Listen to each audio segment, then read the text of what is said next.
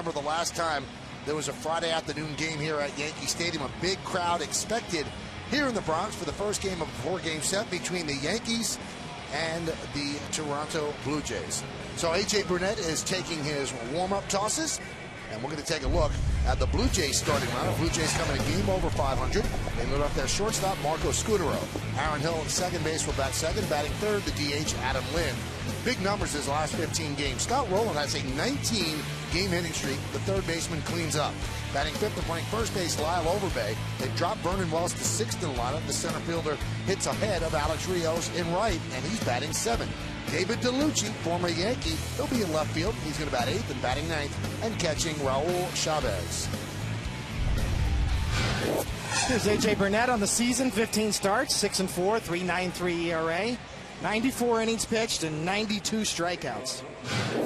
Take a look at the Jeep pitcher scout report. He's rolling. Last 3 starts, an 0.44 ERA, just 10 hits allowed in 20 1/3 innings.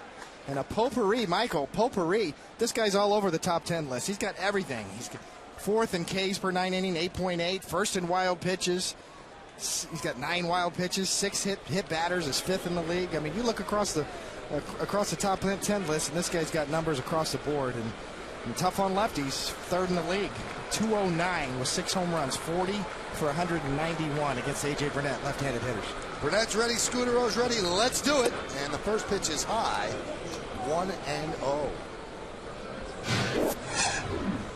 Scutaro has taken the shortstop job, made it his own. 53 walks. This team will take walks. 53 walks leads the American League. Go 1-0. Foul back. Now, the last time there was a Friday afternoon game here, it was opening day. But it was the day after opening day. So it's hard to remember one in the middle of the year, but that's exactly the case right now. IOTV offers you incredible HD picture and sound. HD is free with IOTV, the official HD service provider of Yankees baseball on Yes. The 1-1. Bunted foul. David, can you remember 4 straight day games in a row? Honestly, I can, especially beginning on a Friday with a Friday day game. Usually we were used to Wednesday day games, kind of the businessman special that you'd see around the league 10, 15 years ago. But certainly a little unusual. I love day games. Special things happen at Yankee Stadium on day games, and I could certainly attest to that. That's when you pitched your perfect game. Day game, Yogi Berra Day. And the 1-2. Strike 3, Scutaro, down hooking. Let's take a look at the Yankee defense behind A.J. Burnett, brought to you by our good friends at Home Depot. Damon Gardner and Swisher, so Gardner gets starting center. That's left to right. In the infield, Rodriguez, Jeter, Cano, and Teixeira made his first error last night since August 19th of last season. Francisco Cervelli behind the plate. Burnett is on the mound. Here's Aaron Hill. Swing and miss, and he leads the American League with 104 hits. 19 home runs as well from the second base spot. He's put together some season.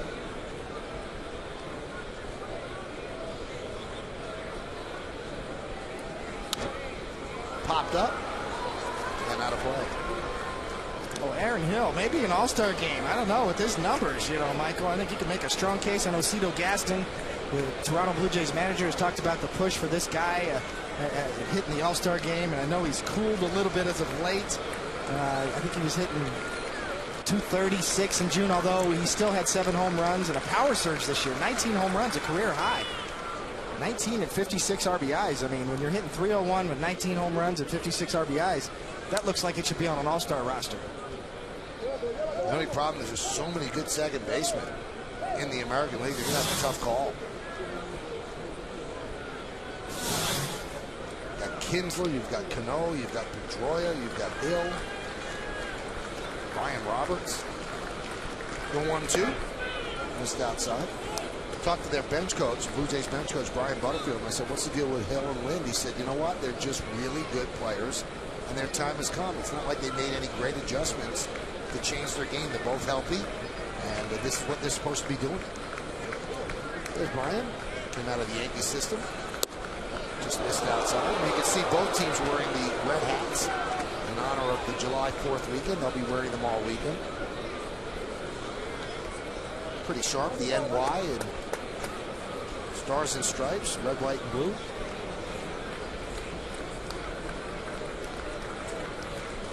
And the 3-2 way outside. And Aaron Hill walks. Let's look at the game time weather conditions presented by Bigelow 2. 74 degrees, humidity 65%, not much wind, and the forecast, of course, is for scattered thunderstorms.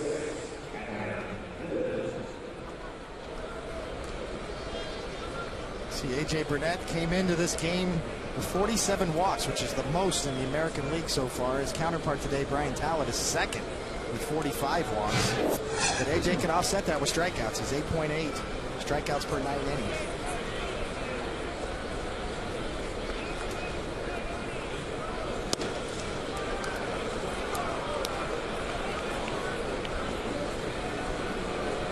Count 1-0 to Lynn.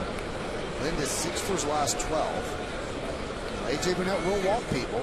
That was his 47th walk, so we have two guys that will walk people. Talent has 45. Is that a sign of bad command, Dave, or his pitches just move a lot?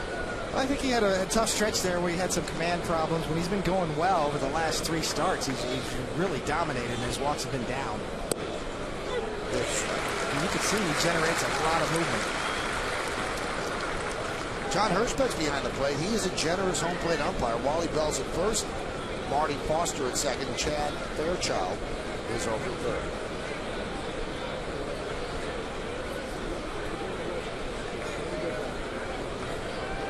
Runner goes. Fouled away.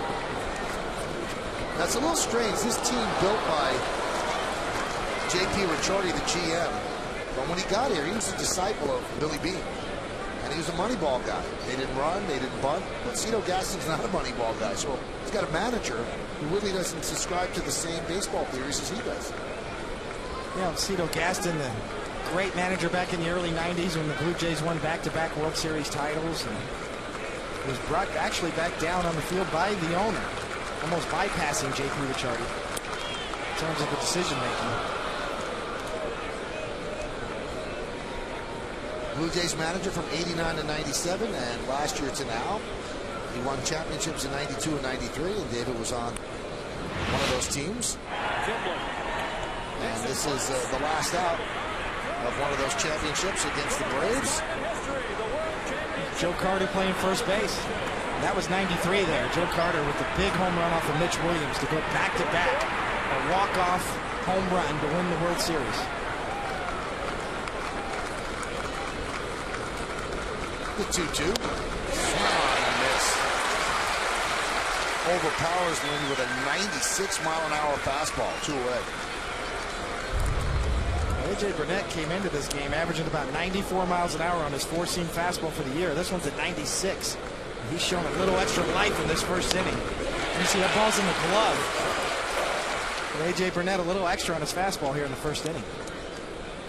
Well, here's Scott Rowland. There's Doc Holliday, who pitch tomorrow against Chimney One. And the pitch inside to Rowland. Rowland has a 19-game hitting streak. Just been on fire. Almost like a renaissance here. He's been hurt so much and always been a really good player. Started with the Phillies, went to the Cardinals, and now here with Toronto. That one is driven out to right field. And Swisher is there. And he'll put it away for the final out of the first inning. No runs, no hits, no errors, and 1 man left on base. It's the Blue Jays nothing. And the New York Yankees coming to bat against Brian Talbot.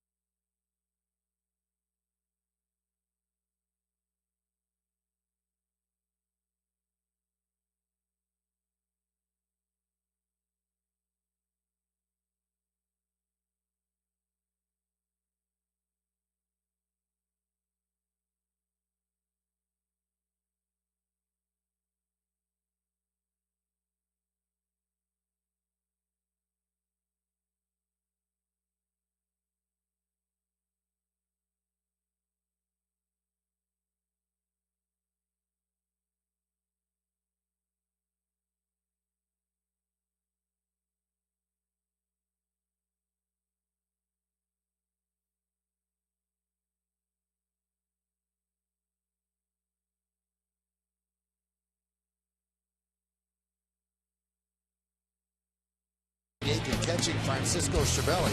And Brett Gardner back in the lineup. He'll be the center fielder. He'll bat ninth. The numbers on Brian Talent: 19 games, actually 15 starts. He started out in the bullpen this year, 5-5, 4.47 ERA, 94 and 2/3 innings, and 45 walks.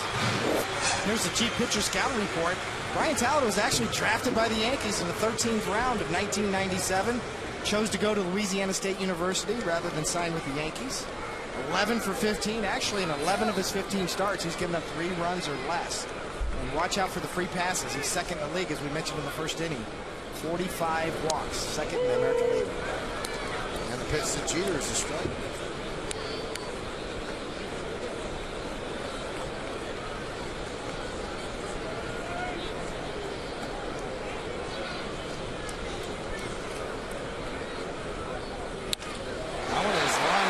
Field, it is caught by Rios and away. Let's take a look at the Home Depot Blue Jays defensive alignment. DeLucci in left, Wells in center, and Rios in right. In the infield, Roland, Scudero, Hill, and Overbay. Overbay, outstanding first baseman. Chavez behind the plate. Talent is on the mound. This is a sharp fielding team, just 29 errors, the fewest in the American League.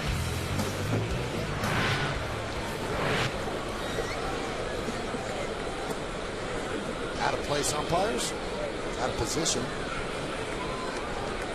Who's Johnny Damon? Can you imagine those guys actually coming to the game with masks on and full umpire gear? And they were in Toronto earlier in the year. Some pretty good seats they have. Weak hack there by Damon. They got a traveling road show now, Michael. They're taking their act on the road. They are on every pitch. They are umpiring the game. Love to sit behind them. So they call strikes.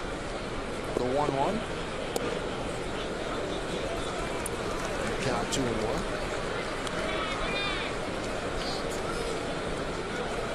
Ominous clouds overhead here at the stadium, moving from the third base grandstand to the first base side. The lights will probably come on in the second inning. 2-1. Fouled away. Oh my goodness.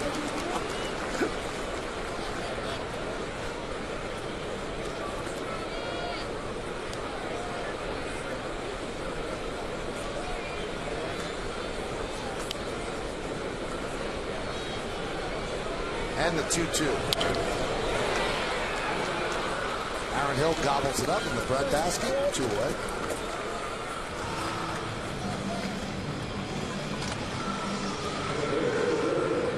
Brian Talent in the past used to have mutton chops, so he's got rid of them.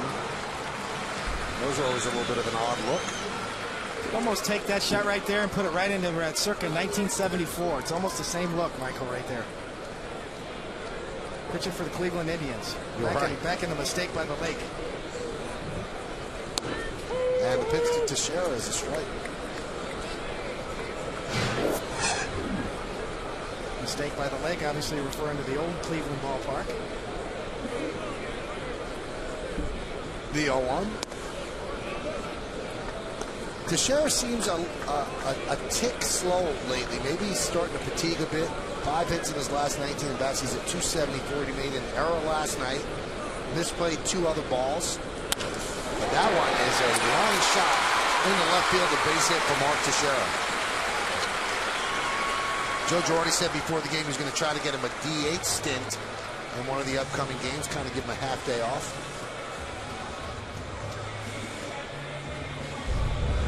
Teixeira batting right-handed, gets a high changeup. Tomahawks it for a line drive base hit in the left field. Haven't seen a lot of right-handed at-bats from Teixeira this year. Only 72 and only 4 home runs batting right-handed, but hitting .347.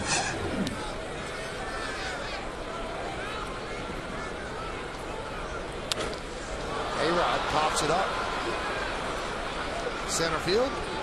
Vernon Wells will put it away for the final out of the first inning. No runs a hit, no errors, and 1 man left on base. We've played 1 at the stadium. Toronto nothing, and the Yankees nothing on yes.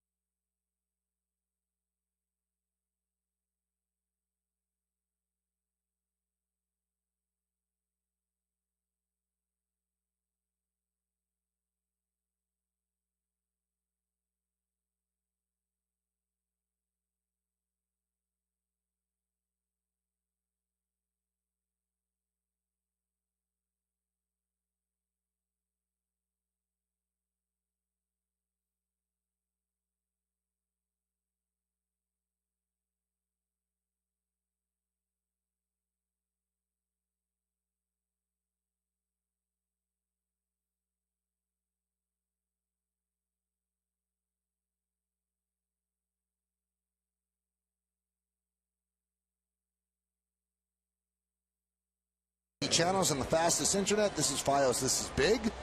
Roy Halladay, second start off the DL, 10-2, 2.56 against Chin Ming Wong.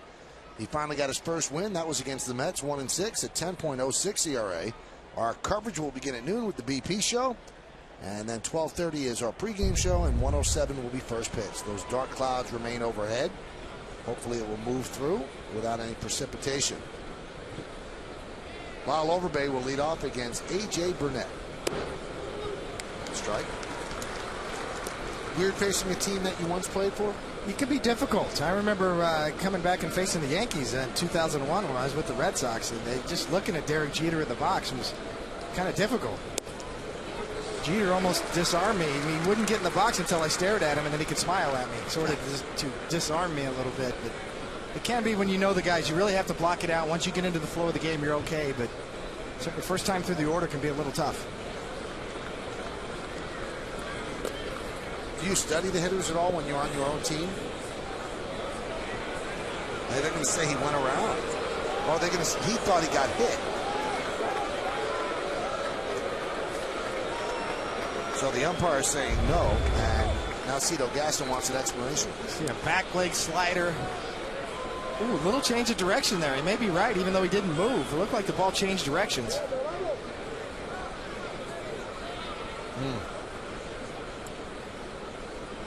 Overbay does not hesitate. Points to his foot and tries to walk down. I mean, that's a really tough call. Cito Gaston with John Hirschbeck, the home plate umpire, trying to get him to get some help. But very difficult call for any umpire.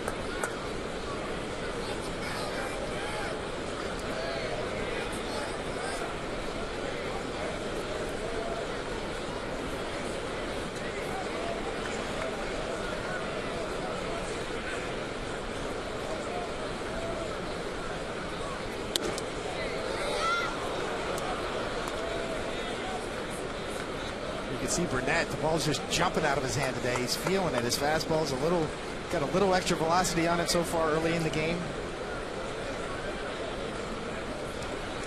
2-2. Third strikeout as Overbay goes down. Overbay is now 1 for his last 18, 3 for his last 24.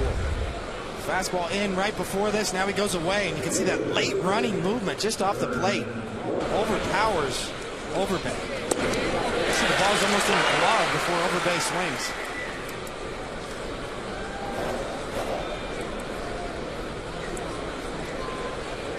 Here's Vernon Wells. This is a mystery to everybody around the Blue Jays. Why is Vernon Wells not hitting? Why is he not hitting from power? It's almost unthinkable that they dropped him down to 6th in the lineup. That's how much of an albatross he's been on their lineup. Vernon Wells is a number 3 hitter. He always has been. At worst, number 4, and here he is batting 6th, followed by Alex Rios, also a top of the order hitter.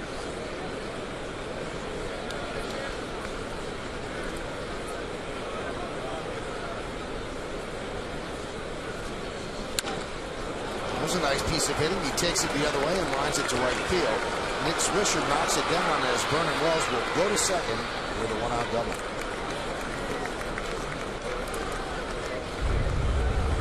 Gets a 2-0 pitch up and out over the plate, almost above the belt. Vernon Wells didn't try to do too much with it. Slashing line drive to right field. Vernon Wells got himself a double. As you see Swisher slide, come up with it. Really no chance. We can see this 2-0 pitch was out, although it was up. Vernon Wells looking out over the plate. Got himself a double.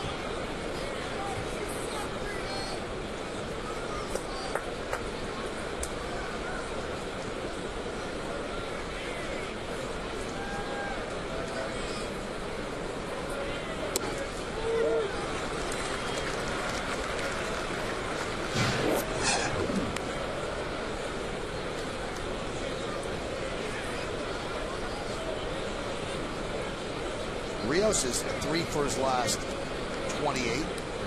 And this guy came up. People talked about him glowing. He's got all the tools. They thought he was going to be a huge star, but it just has not come together.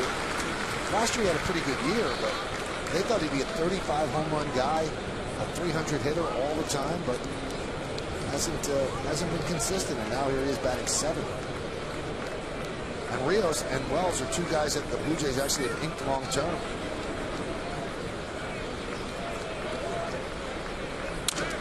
Shattered bat. Right back to Burnett.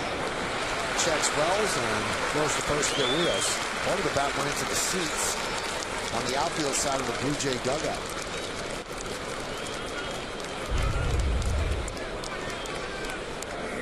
Just a saw job on the inside corner. Well, you know you're deep into that kitchen when you see the barrel of the bat fly that far. It shows you what kind of fastball A.J. Burnett's featuring this early in the game. Like Burnett thought about second, David, but he decided to leave it alone. That's where the bat ended up.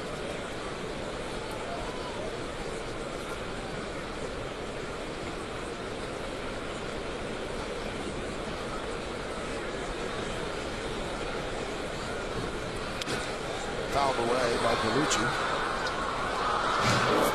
Gallucci, a Yankee for a short period of time. 14 games with the Indians. 275.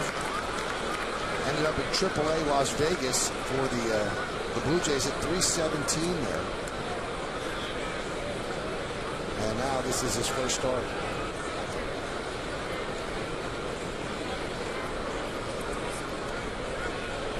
David Gallucci is what you would call a manager's ball player. Managers love this guy. Plays hard, plays hurt, doesn't complain.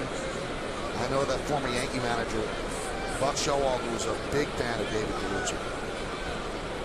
He's put up some pretty good years, and since he's bounced around, he had a high of 29 home runs for the Texas Rangers in 05. He got a little pop in his bat, too.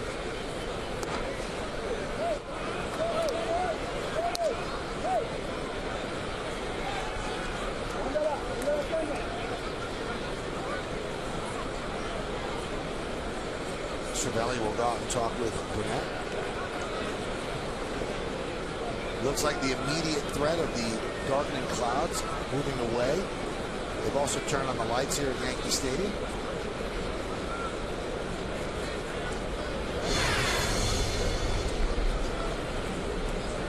So dark at right, blue center to left. And more dark coming in.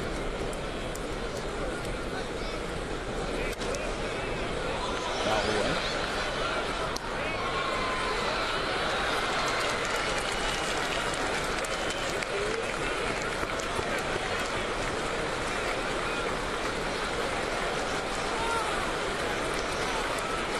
Another conference. Big crowd here today on a day game on Friday, Michael. Starting the July 4th weekend early. Something about a day game crowd at Yankee Stadium. Big crowd last night, over 46,000. Looks like it might be the same again. And the 2-2. I think that clipped him. It did. So Gallucci will take first. Vernon Wells will head back to second. Well, there's no doubt about this. Lyle Overbay thought he got hit in the foot and didn't get the call. And this is a no-doubter, almost in the back of the calf. Overbay thought he got one too. A.J. Burnett came in with 6 hit batters on the year. That's number 7. Moving up the list, he came in 5th in the league in hit batters. David, whenever you see a righty throw a pitch like that to a lefty, I hear you guys say, well, he yanked it or he held on to it too long. What does that mean? Generally what it means is, the opposite of flying open. You almost hang on to the ball too long. Chavez takes a pitch inside. It's almost as if your arm gets out in front of your body. Primarily the number one bugaboo for pitchers is flying open, where your body's kind of leading your upper half, and that's one of the rare occasions when your upper half is ahead of your lower half, and you just kind of hang on to it too long and jerk it inside. The 1-0. Hooper into shallow left, backing up Jeter, and he's there, and he makes the play. So Burnett works into and out of trouble. No runs, a hit, no errors, and 2 men left on base. The captain backpedals and records the final out as we go to the bottom of the 7th.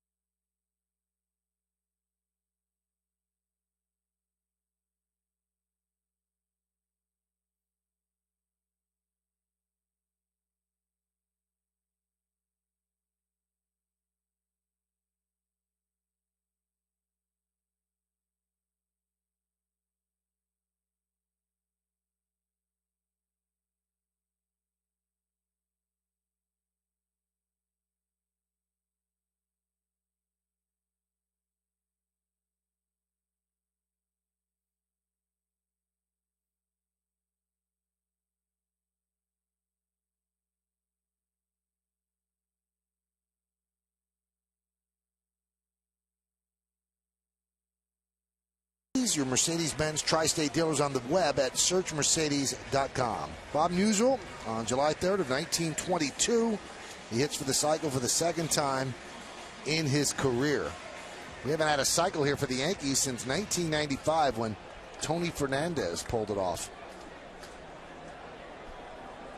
Robinson Cano will dig in. A little too early for that kid. He was just starting to nod off. Now he's ready. He's back in it. A lot of use out of that hat.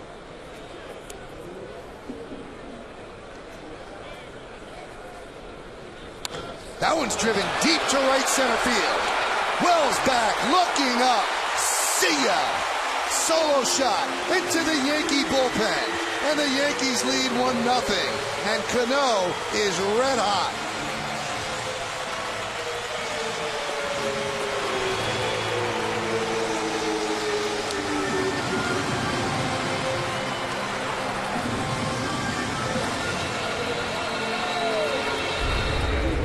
Robinson Cano, first pitch swinging. Talent trying to go away, leaves it right in the happy zone, down and in. Robinson Cano, you can tell right off the bat, that's a no-doubter. This goes a long way over the bullpen,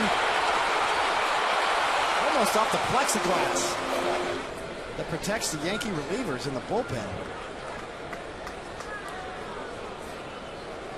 13th home run for Cano. Hits the swisher, is a strike. Now Cano, in his last 7 games and this one at Yankee Stadium, he's 17 for his last 27. Now overall, he's 12 for his last 38, so really starting to find it. Swing and a miss. You know, it's tough for hitters. As you see, Swisher's got 50 walks, which is 3rd in the AL.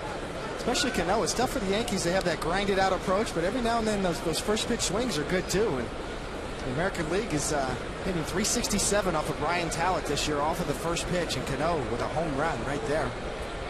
The 0-2. 1-2.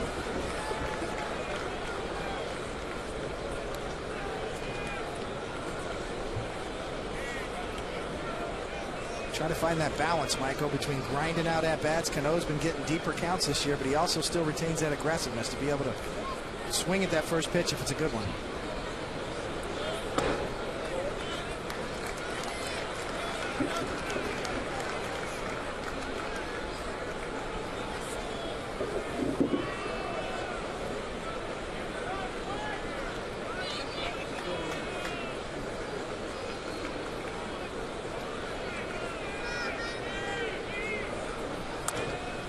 Grounded softly toward third, rolling. And there's one away. Kind of unusual. Both starting pitchers have some unusual numbers. As you see Matsui step up. Matsui career versus Talent. 5 for 11. 6 for 11 with a homer. Talent struggled against left-handed batters. They're hitting .268 off of him as opposed to right-handed batters, which only hit .212, and almost the same for Burnett. Lefties hitting .209 off of A.J. Burnett, .275 right-handed batters. A little unusual.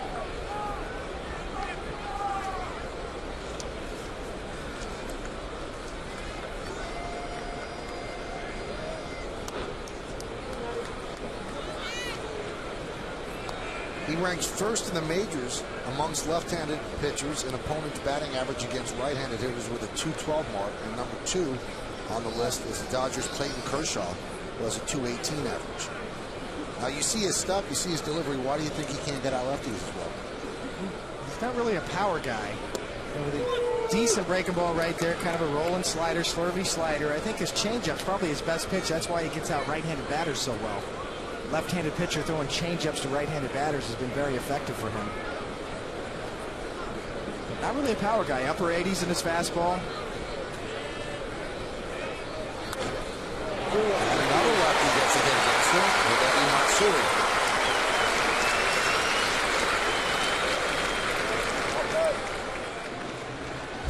We'll make that 7 for 12 now. Getting his career Matsui off of Talent. That's off the ground. Ball's almost in the dirt. Watch him reach for this one. Catcher's glove's almost going down in the dirt. Good plate coverage by Matsui there. You know, sometimes you get lucky. Sometimes a pitcher, you make a decent pitch, and big league hitters still get hits off of him. Matsui, 4 for his last 7 on the homestand with 2 doubles and a home run. Here's Cervelli with Posada again off with that sore thumb on the glove hand. A foul tip on Wednesday night. He didn't start yesterday. Jose Molina is presently in Scranton Wilkes-Barre, and throughout the weekend he will be rehabbing. And the Yankees have a decision to make. If Posada's healthy, do they go with 3 catchers? Don't think they'll do that. And it looks as if Cervelli would go back down. And he's really been good for the Yankees. I mean, if you think about when the Yankees lost both of their catchers within days, they had to really dip down into the minors. They brought up Cervelli and Kevin Cash. And here's how Posada got hurt. On Lopez, foul ball. That was in the 9th inning on Wednesday.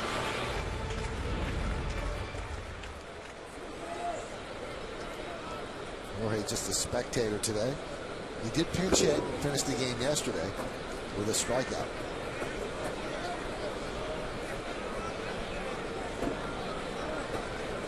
All of a sudden, the Yankees are loaded with catching prospects up and down their minor league system. Cervelli's been such a pleasant surprise. Great defensively and handled the bat a lot better than they expected. Jesus Montero, I think he's in Double-A now as a top prospect, also a catcher in the Yankees organization. Some good young talent showing its head here. 1-1. Grounded softly to third, rolling. Just gets the hustling Cervelli. For the second out as Matsui moves to second. Then they just signed a 16-year-old from the Dominican for $3 million a catcher. So they're building up their catching for sure. Nice play by Roland. In fact, the player that David's talking about, Jesus Montero, he's home in 4 straight games at Trenton. Trenton is the Yankees Double-A team. Scott Rowland's always been a Gold Glove defender at third base, which made that play look easy. He's won 7 Gold Gloves in his career. Here's Brett Gardner.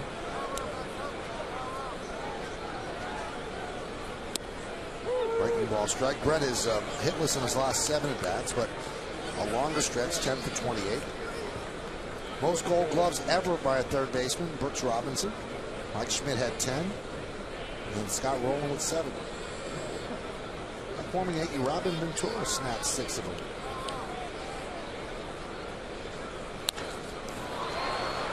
Fly ball right field. Alex Rios is there, and he'll put it away for the final out of the inning. But the Yankees get a run on 2 hits, no errors, and 1 man left. The run comes on Robinson Cano's 13th home run of the year. It's 1-0 Yankees as we head to the 3rd.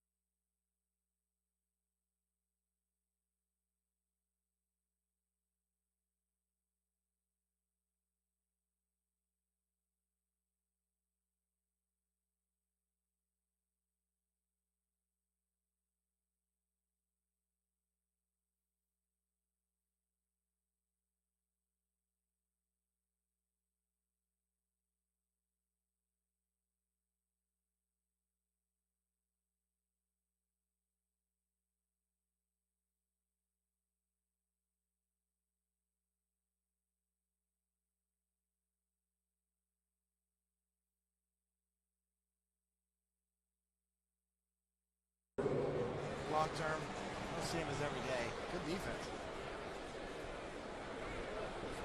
Well, fans, now's your chance to own a piece of history from the original Yankee Stadium. Seats and other memorabilia now on sale at Yankees.com. All items come with a Yankee Steiner letter of authenticity. For more information and to purchase original Yankee Stadium seats and other collectibles, visit Yankees.com today and click the Shop tab. And Marco Scutaro takes a strike on the Modell scoreboard. Yankees lead 1-0 on Cano's home run. And Modell's the official sporting goods retailer of the Yankees. Scutaro struck out looking in the first inning. 3 strikeouts for Burnett so far.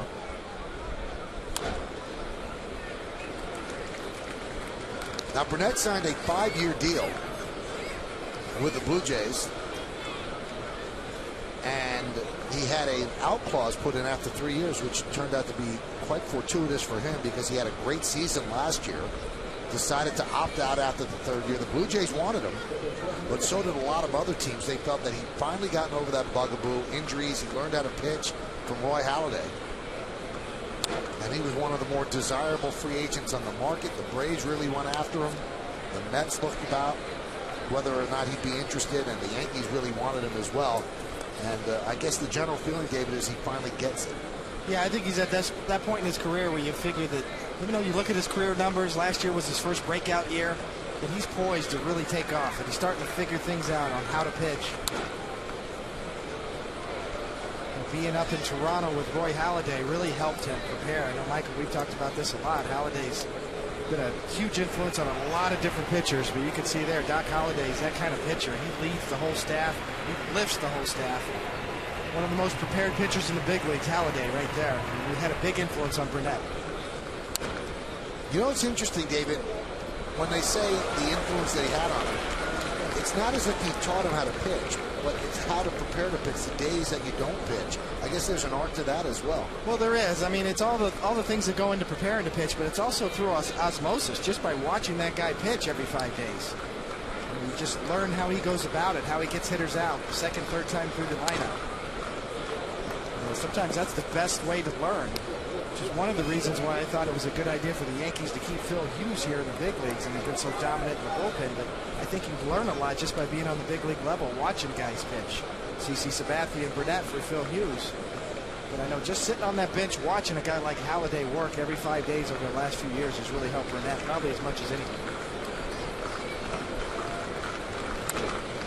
Scutaro put together a tough at bat.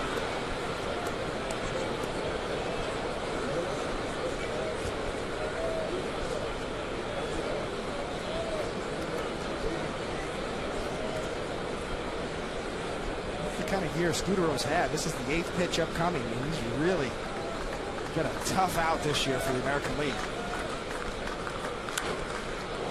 Driven to left field, backing up is Damon, and he reaches up, can't make the play.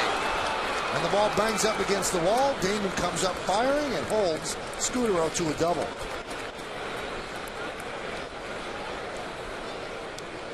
Well, he has the glasses there. Let's see what happens. This had trouble all the way. It was hit harder than Johnny thought. You could see him drifting, and that ball just jumped on him out to left field. You know, line drive right at him over his head, and the ball was hit a lot harder than I think Johnny Damon thought it was, and he just drifted and never got there. Certainly a day game at Yankee Stadium. A lot of white T-shirts. That was a line drive about second level high here at Yankee Stadium. Hit a lot harder than Johnny thought off the bat.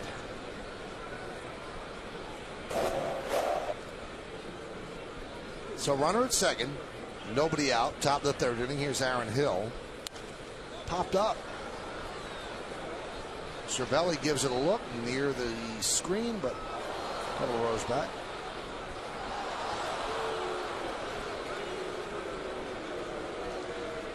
I mean, you really got to wonder about these two. I mean, they're actually mimicking everything that the umpires do. Throw a ball in play.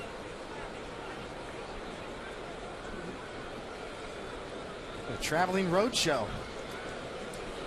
First saw him up in Toronto, obviously Blue Jay fan. Saw him up at the old Sky Dome, now the Rogers Center. But those are their seats too. They always find their way right there. Amazing.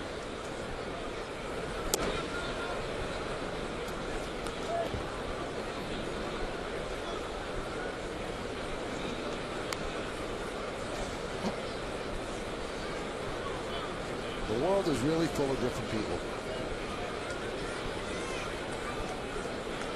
Got a couple up here.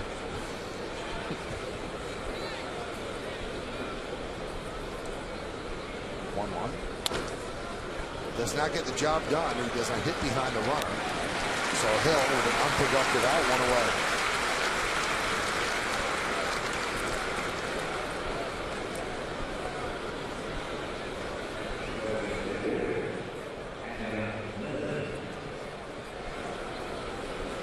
Now the Blue Jays are in a little bit of a transitional period. They've kind of whittled down their payroll. For a while there, they had been up close to $100 million, but their owner, Ted Rogers, passed away. And so they're kind of in flux about where the franchise is headed, and they decided to cut some payroll.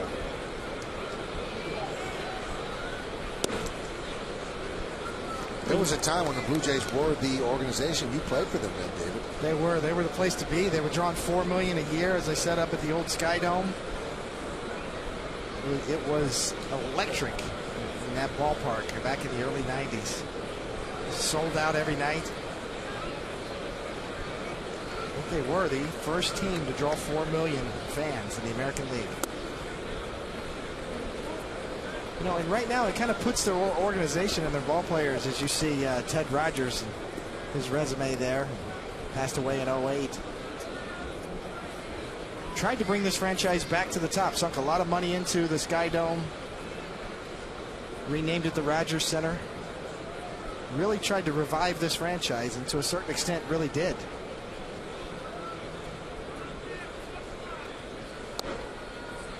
But it's as you mentioned earlier, you know, the struggles of Vernon Wells and Alex Rios. I mean, it creates a tension in the clubhouse. If those guys don't start to hit, the trade deadline's coming up. A lot of teams, including the Mets, looking for maybe an extra bat. And, you know, that's sort of those sort of things creep into your head as a ball player, wondering, you know, are we going to make a run for it, or are we going to make some trades here?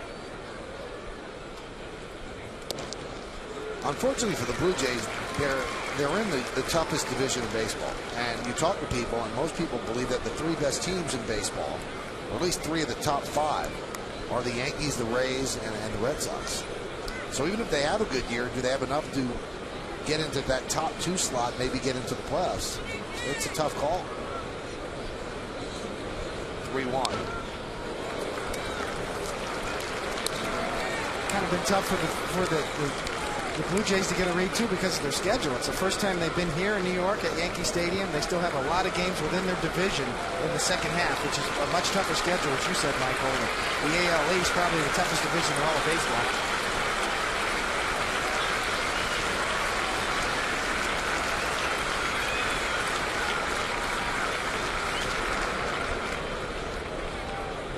Well, the Jays have hung around a lot longer than people thought they were going to hang around. They're 39 and 38. They obviously lost A.J. Burnett to free agency last year, and a lot of their pitchers that they expected to be in the rotation are hurt. But the people that they've funneled in have done the job. More like Ricky Romero has become a real force. Great changeup, kind of a Bugs Bunny changeup. Looking forward to seeing him pitch in this series. Scott Richmond, too. A couple of young starters. They've really kind of recycled or rejuvenated their pitching rotation with all the injuries, and they've got some surprises for some young pitchers who know what they're doing. High fly ball. Left center. Damon back again, and he makes the play this time. For the second out, so Lynn gave it a ride.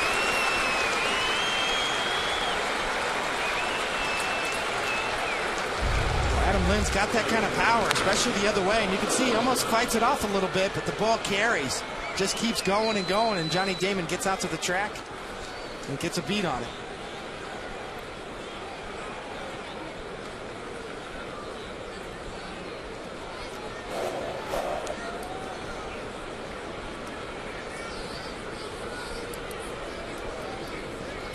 Here's Scott Rowland. Fly ball right in the first inning. Has a 19-game hitting streak working. Now in his line to right again, and Swisher is there and makes the play. So Damon's misplay does not cost Burnett. He pitches through it. No runs a hit, no errors, and one man left. We go to the bottom of the third. It's 1-0 Bombers.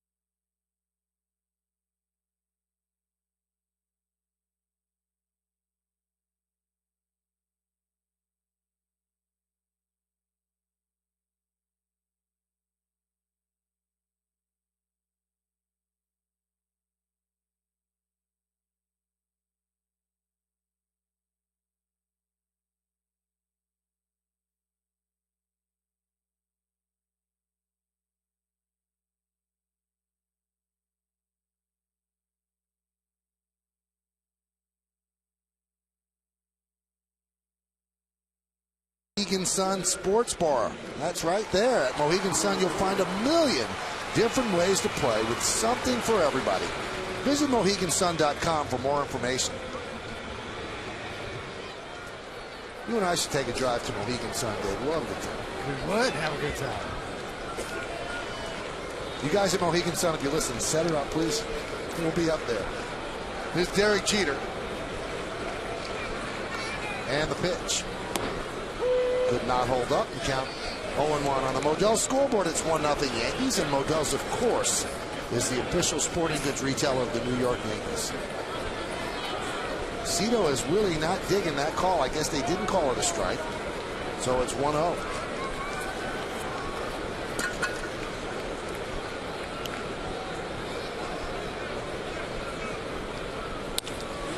And that's a base hit for Derek Jeter. So for Jeter, he now has a 9-game hitting streak. It's a 1-0 pitch. Got a little dipsy-do to it. Might be another changeup. Maybe a little sinker off the plate. And Jeter showed great plate coverage. Reach it out. If you allow Jeter to reach out over the plate on the outside corner and don't keep him honest in, he will wear you out to right field all day long.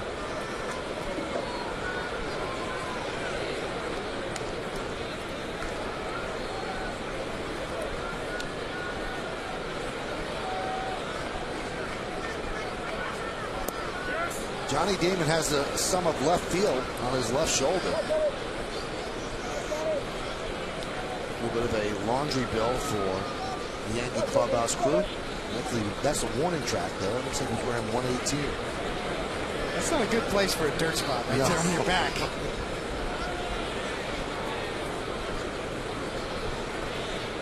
That's not a dirt spot that you get with Valor, I guess. No, that's the one you kind of drifting back, tumbling, and fall down. Yeah, that's not a stripe of pride there. Definitely want that dirt on the front of your uni.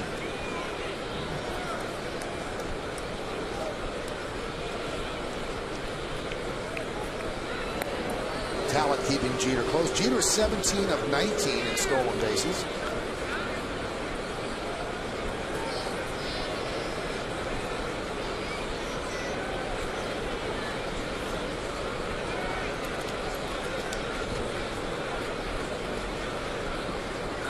The 0-1.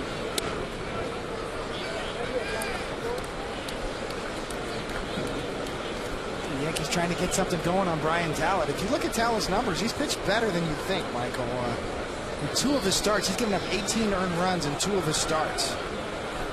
10 earned runs against Kansas City back in April, and give up 8 earned runs in another start.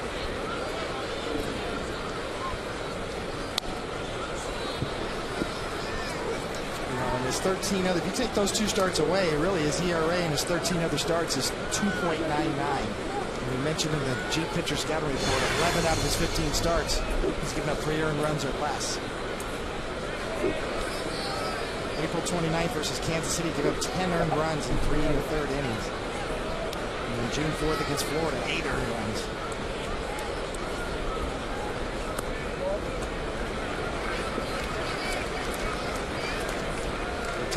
Talent's been, his conversion from the bullpen to the starting rotation has been successful for the Blue Jays. Somewhat of a surprise for them, but anytime you can turn a left-handed pitcher into a starter, it's such a valuable commodity. Even though he's not really a power guy, he knows what he's doing out there. He's especially, as we said, tough on right-handed batters with a good changeup.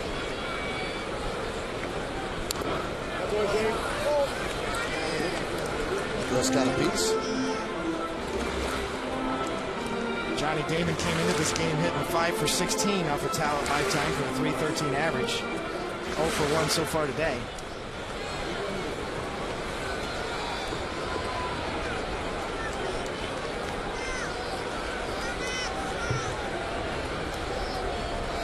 Two.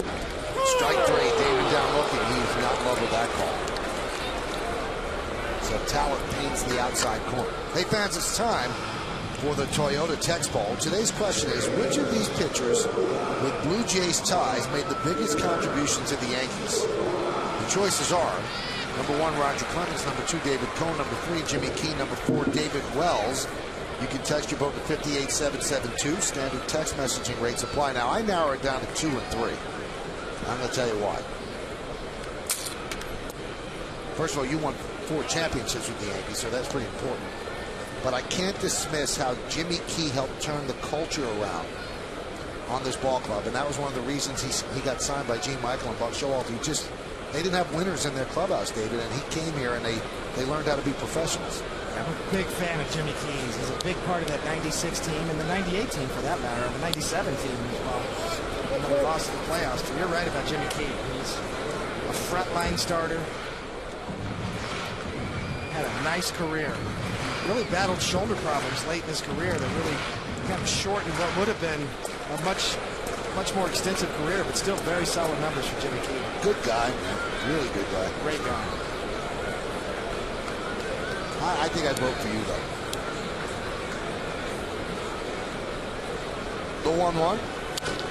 Now, in his career with the Yankees, Key was 48-23, 3.68. Oh, those big-time numbers. They are big-time numbers, more than 2 to 1. You know, ironically, back in 1992, the Yankees had targeted Greg Maddux as their #1 guy. Did you see Jimmy Key? Paint master, good changeup, a lefty, a lot of deception. And I was their #2 guy, and I ended up signing with the Royals, waiting on the Yankees as they were trying to get Maddux, and Jimmy Key was their 3rd choice and slipped in. Grounded, foul. Just missed an extra base hit. Third base umpire Chad Fairchild right there.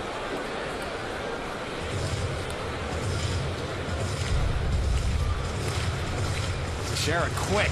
He's shown that he's got a quick stroke from both sides of the plate. He's a really good fastball hitter, especially left-handed. I think batting right-handed, he's probably sprays it all over the field a little more. Only 4 of his 20 home runs have come batting right-handed this year. Even though he only has 73 at-bats, predominantly batting left-handed. You're going to obviously face more right-handed pitching.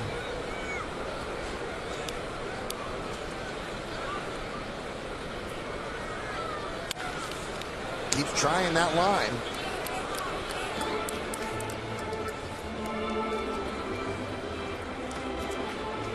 .73 at-bats batting right-handed. Teixeira is now hitting .356. 4 home runs and 17 RBIs.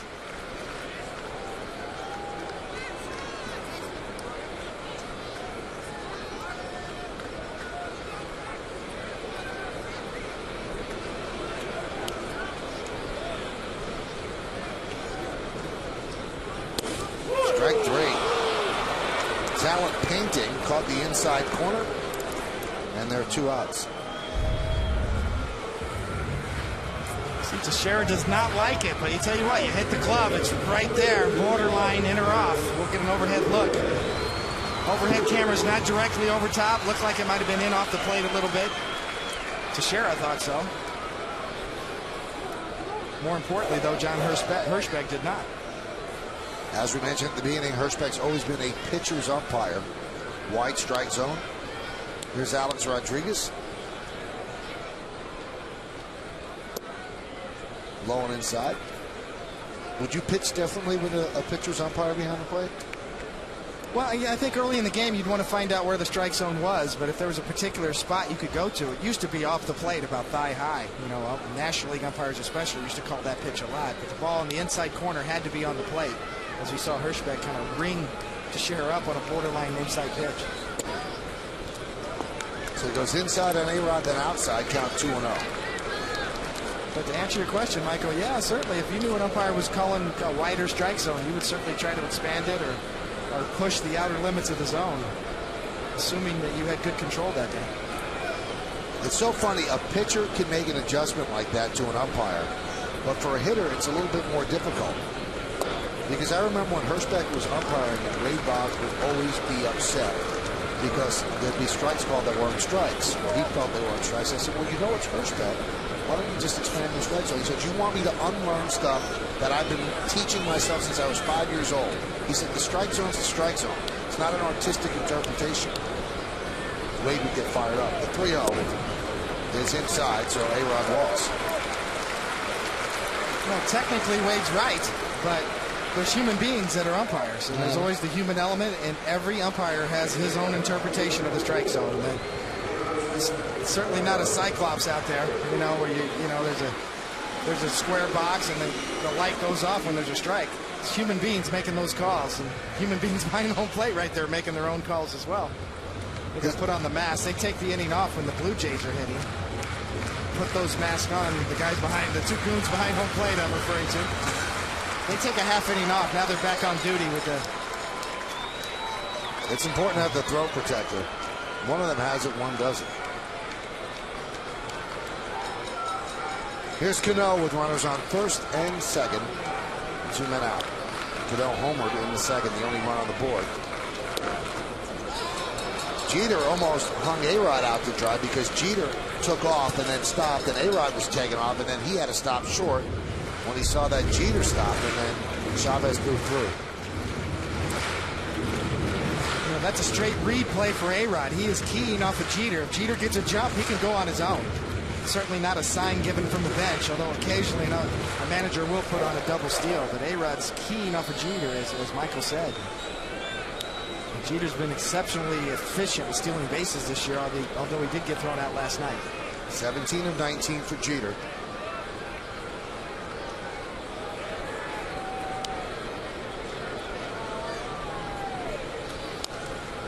Nub foul.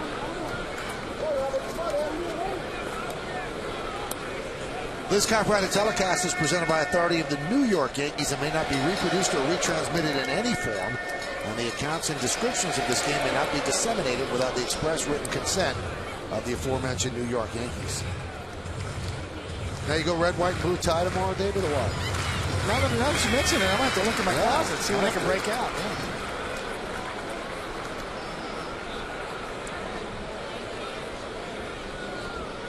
Getting a jump on the holiday. Maybe we can just do those polo shirts right there, Michael. That'll look good on TV, right? Let's do it. The 0-2. Takes shortly to second. Gobbled up by Hill. And that'll do it here in the third. So the Yankees threaten but can't push it across. No run to hit, no errors. 2 men left.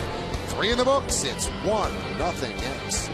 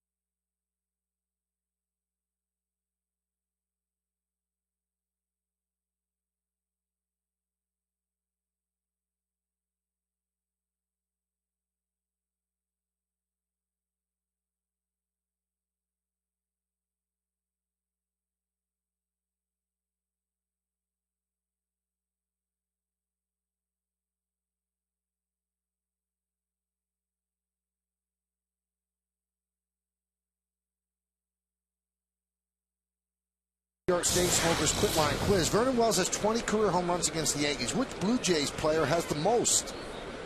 We'll find that out in the bottom of the fourth inning. Lyle Overbay will lead off against A.J. Burnett. 1-0.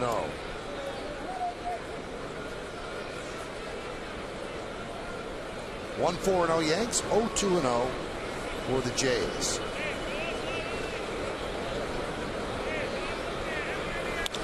That one is driven out into left center field. It is going to be a base hit.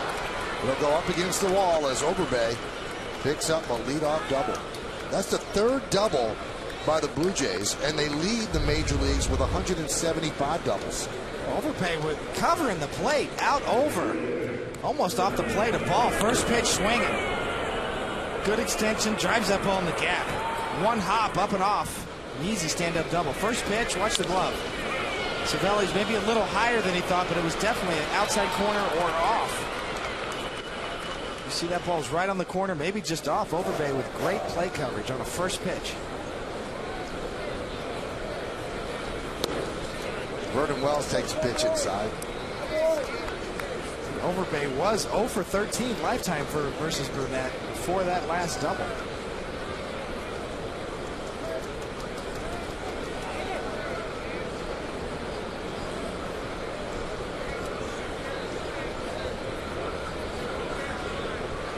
Vernon Wells doubled in the second. He is 3 for his last 20. Burnett steps off.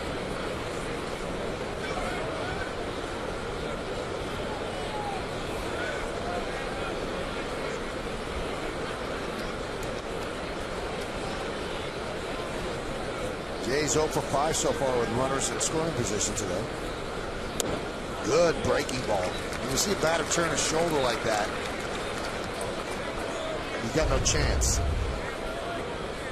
Cervelli kind of setting up middle away. Ball ends up front door. You see Burnett, you see Wells just give up on it.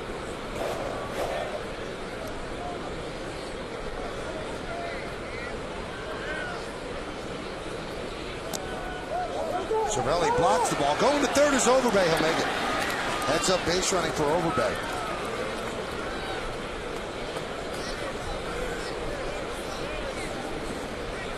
Wild pitch.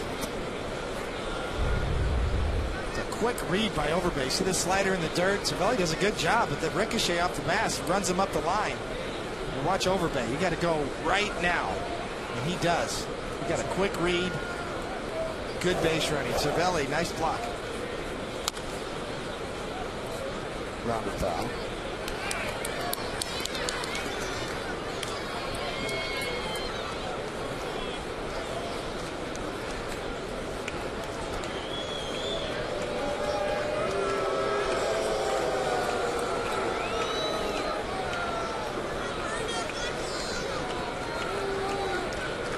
So you have the baseball, which he refuses to display it. Swing and a miss. Big strikeout for Burnett. Wells down swinging. He goes back to the front door again. And Wells didn't pick up the last one. This one he takes a hack at. You see, right-handed hitters just don't see that pitch that much. That breaking ball starting at them and breaking over the inside corner. See that knuckle curve grip that Burnett features. And you can see Wells almost kind of double hitch and tries to take a hack at it. Going to take it back to the bench with another strikeout. Yankees bring the infield in, but Rios singles to center field as Lyle Overpay scores, and it's a 1-1 game.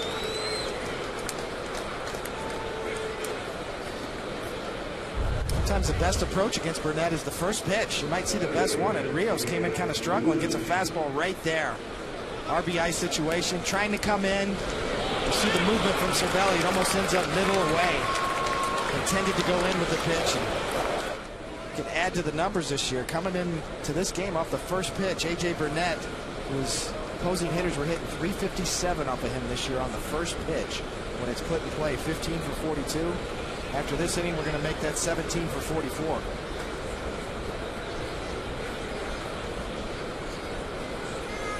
Sometimes with a guy who's got nasty stuff, Michael, like Burnett, he's a strikeout pitcher, even though he has walked some guys this year.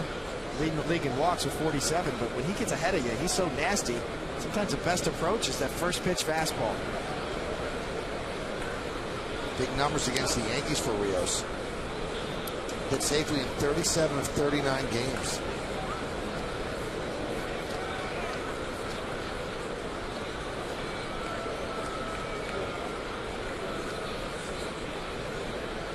Lucci was hit by a pitch in the second inning. Count 1-0. Rios does have speed. Pitch is high. Now Cervelli wants to talk with Burnett.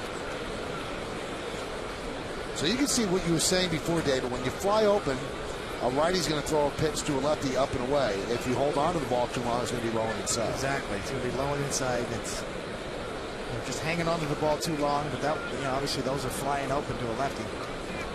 It's all about syncing your lower half and your upper half. About timing, rhythm, and synchronization between what's going on with your glove and the ball, and then your lower half and your drive, especially your back leg, driving off the pitching rubber.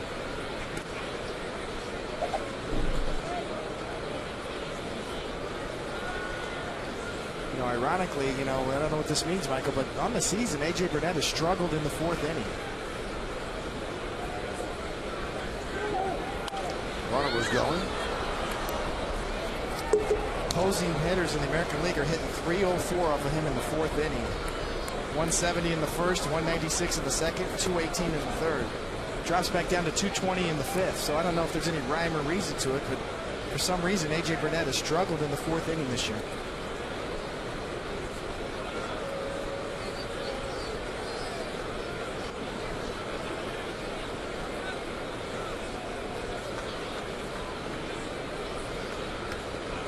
Paying a lot of attention to Rios. Now, a lot of those throws are called by the bench, but can a pitcher throw over on his own if he wants to? Absolutely. And sometimes a pitcher may get a sign that from the catcher and then change his mind and not want to throw that particular pitch and go ahead and throw over to first to reset the signals. Runner goes. Throw to second. Got him. Good throw by Cervelli.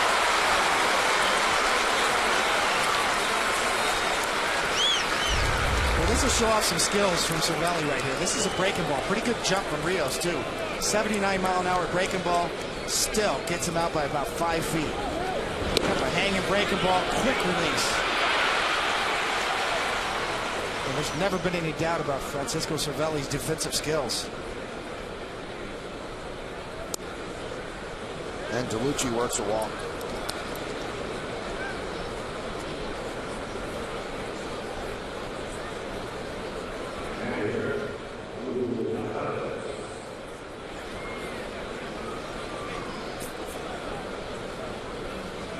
That's going to bring up the number 9 batter, Raul Chavez.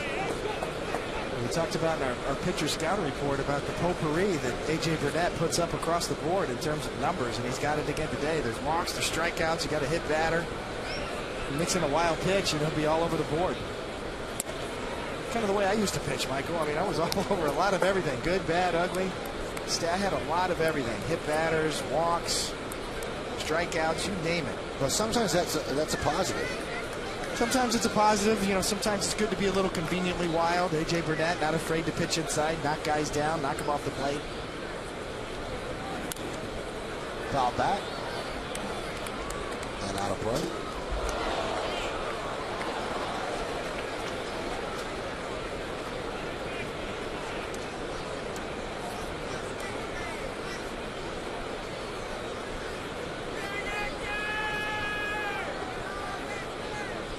Two outs, runner on first. Game is tied at 1. We're in the top of the 4th inning.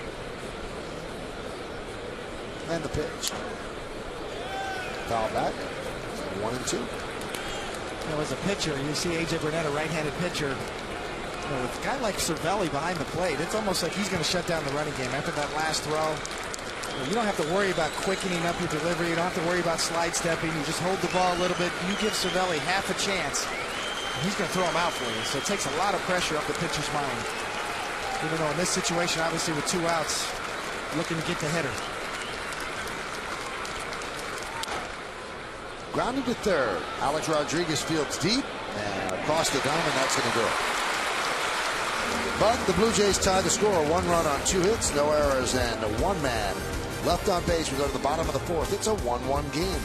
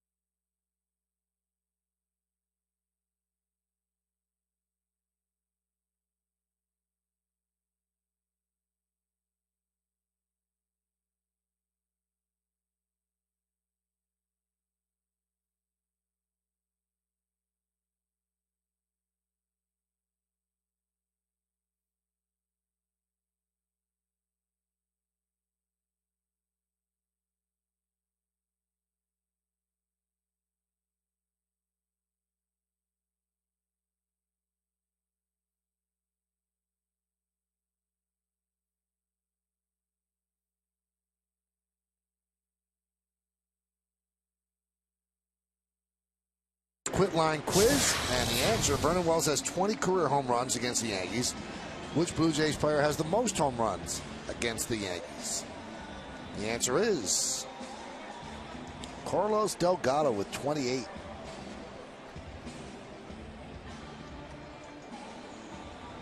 He could hit. He's not hitting right now, coming back from that hip surgery. I was going to say Joe Carter. That was my guess. Touch 'em all, Joe. He's second. He would have been close.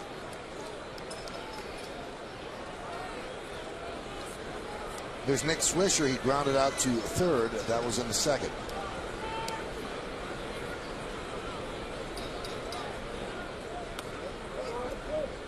Count 1-0. 1-1. We'll go to the bottom of the fourth.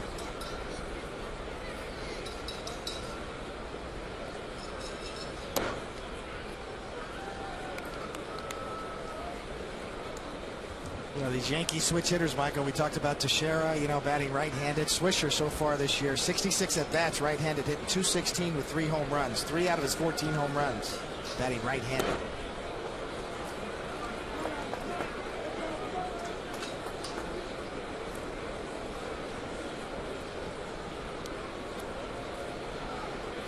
Started off red hot in April. The average has fallen precipitously.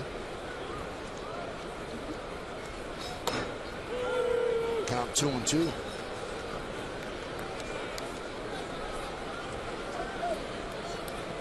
Well, some of that gets a little skewed because obviously you face more right-handed pitching, so both Teixeira and Swisher haven't had a chance to get as many at-bats right-handed.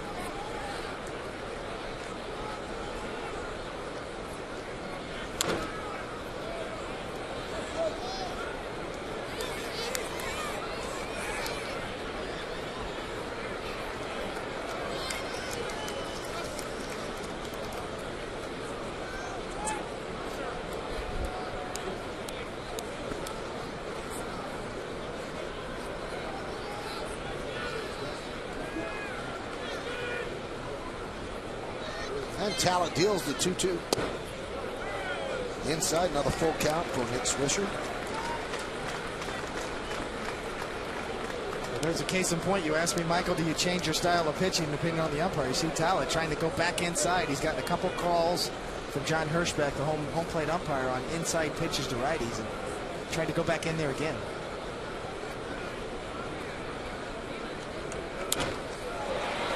Fly ball center field. And they're one away. That was the 69th full count that Nick Swisher has worked this year. Hey, live Yankee games at the beach, live Yankees games at the office. Now you'll never miss a live Yes Network Yankees game again. Starting July 8th, Bronx Bomber fans will be able to watch live Yes Network Yankee games on their personal computers and laptops. Now, if you're an Optimum Online and IOTV customer, go to YesNetwork.com to get more information and sign up for your subscription now.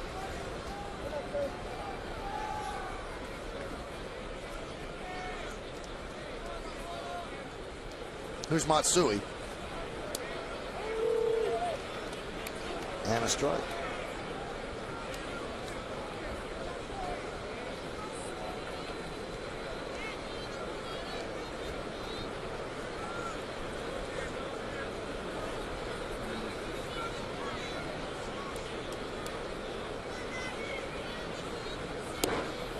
Missed outside. Now you always hear that Cito Gaston, and you actually used this phrase before, is a player's manager. What does that mean? Well, what that means is he's more of a macro manager. He's not a micro manager. He doesn't try to really overplay a lot of the little details. He allows veteran teams to police themselves. He leaves you alone for the most part. It's very similar to Joe Torre in that regard. He didn't hold a lot of team meetings, and when he did, it was very effective. Cito was also in game right now, and he's looking at opposing pitchers. He was great at picking up little telltale signs, or when a pitcher was tipping his glove, certain pitches.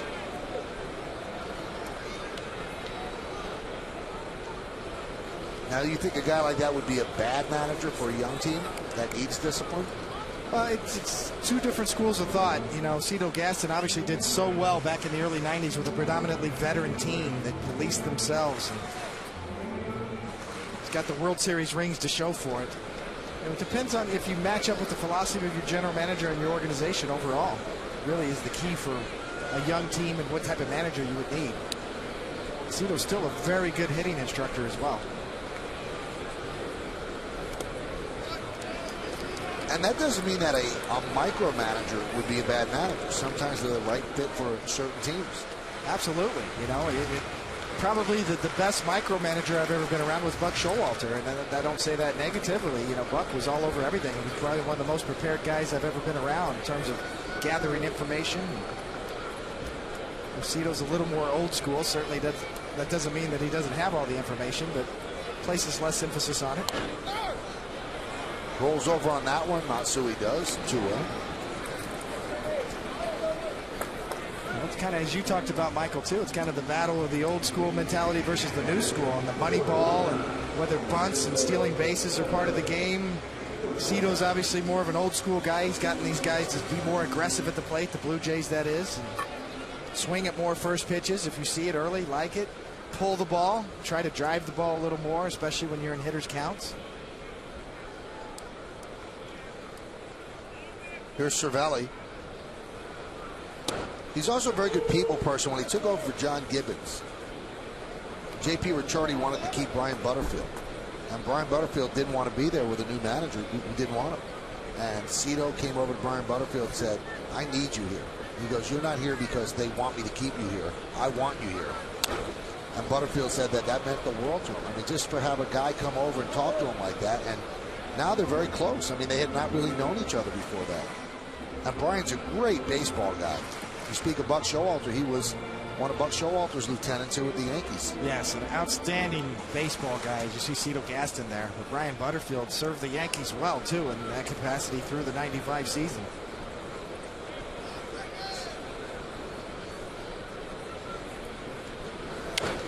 High fly ball, left field. Tough sun field right now. DeLucci near the line. And he makes the play in fair territory for the final out of a 1-2-3 inning. And boy, that guy is happy on this July 4th weekend. Let's go to the 5th inning here at the stadium. It's 1-1, Yankees and Toronto.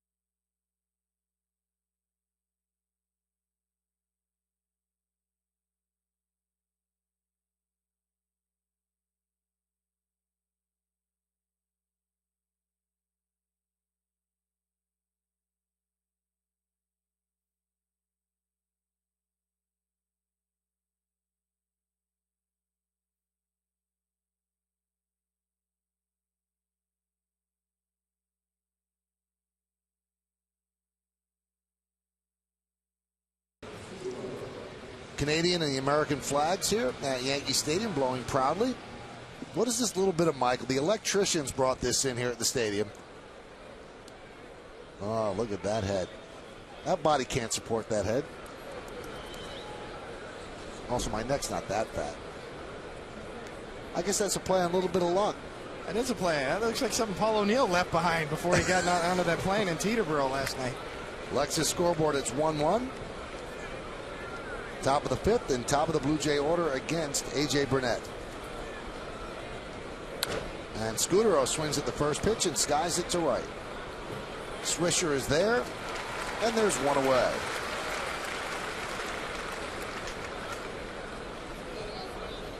I was looking after the game last night, Michael, looking for the booth pop, and O'Neill was gone. It was just you and Singy last night after the game. He got permission from the Grand Poobah of Yes, John Filippelli, because the plane could only take off at a certain time. He had business to attend to in Cincinnati, so I'm sure that you could have that same thing. John Filippelli, classic micromanager, Michael. The pitch outside to Aaron Hill. That brain is going 90 different directions. He's on everything. They called that a strike, by the way, 0-1.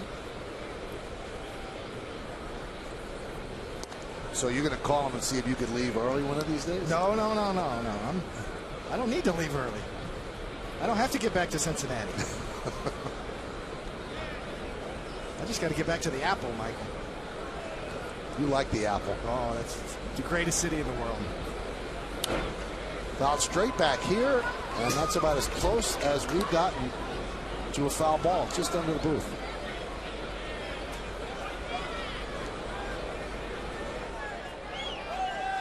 That was close, Michael. Yeah. Right under us.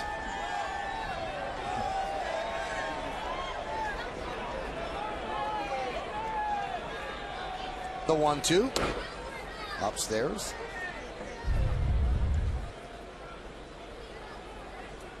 We're right over here. This is the Toronto television broadcasters. I thought those hockey guys are supposed to be tough, Michael. In hockey. Pitch is high.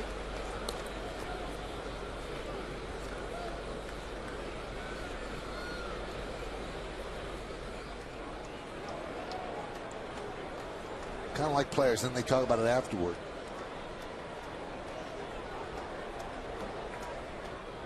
So close. 3-2. Swung on and missed.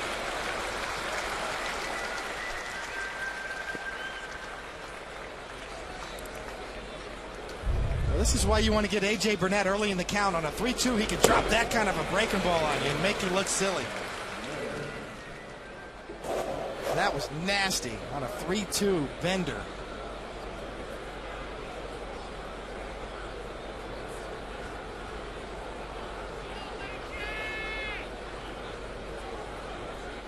Fifth strikeout for Burnett. Here's Adam Lynn. Count 1-0. Love day games, Michael.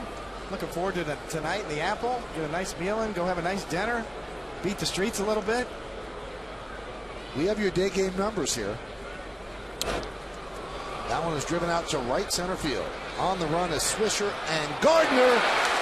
Somebody caught it. It's Nick Swisher for the final out of the inning. He went a long way into the gap to haul it in to complete the 1-2-3 inning.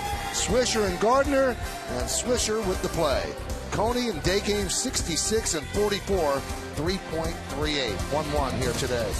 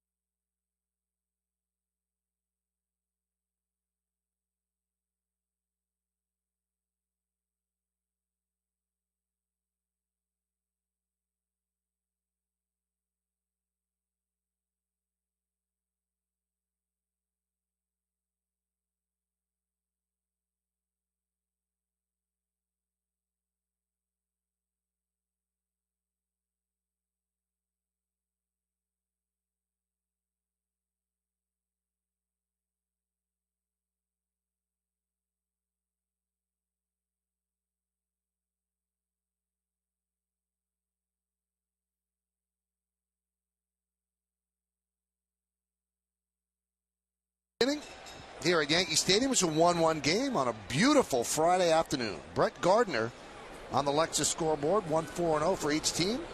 Brett Gardner leads off. There's a strike. Doesn't feel like Friday, does it, David? You're just not used to this on a Friday. Not used to it, but I tell you what, I can smell Friday night coming. You usually can. Love it. 4 straight day games here, Michael.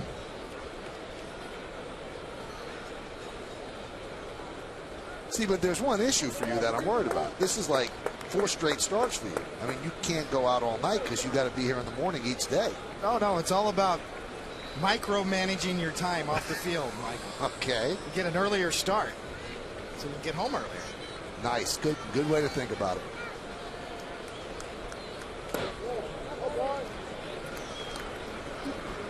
Assuming that the weather in this game will cooperate, of course. A 1-to-1 duel here. 65 pitches for Brian Talent, 43 strikes. Billy Martin, the former Yankee manager who I had a great relationship with, used to tell me these little tidbits that he thought would help get me through life. And he told me, Michael, if you can't do what you want to do by 1 o'clock in the morning, it can't be done. Just go home. That's good advice, too, from a guy who knows, too. He learned the hard way. 3-1. And there's a strike, so Gardner's worked the count full.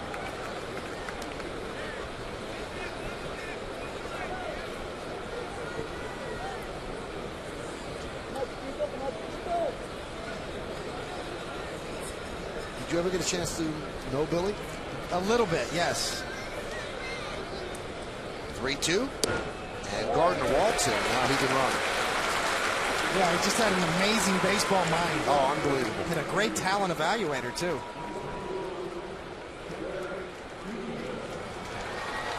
I mean, we all know the stories of his demons, but boy, was he a baseball genius. He was unbelievable. I mean, he forgot more things than people know. Yeah, I was pitching in Double-A from the Royals farm system, and he was scouting at that point in one of his stints when he was not managing or had been fired from the Yankees. And he could just look at a delivery of a pitcher and see something he liked or didn't like. You know, that sort of knack for talent evaluating, especially pitching on the minor league level.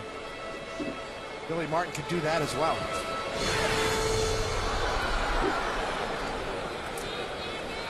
Here's Derek Jeter. Gardner works his 20th walk of the season, and he is always a threat to go. And Talent knows that.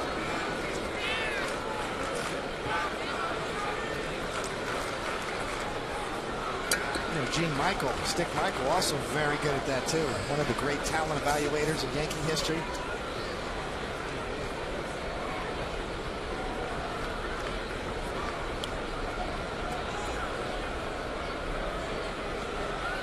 Pitch outside. Now Gardner successful in 17 of 19 stolen base attempts this year.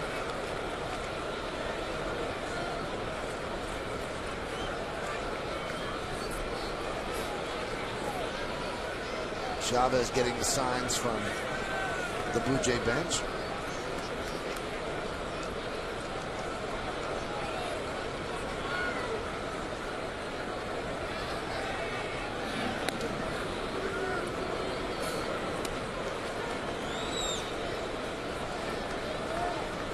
Talent comes in and not really known for an exceptional move for a left-handed pitcher to first base.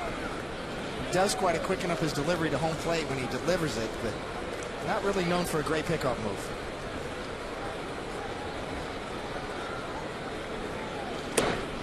Snapped on a first. Good throw by Chavez as Gardner dives back.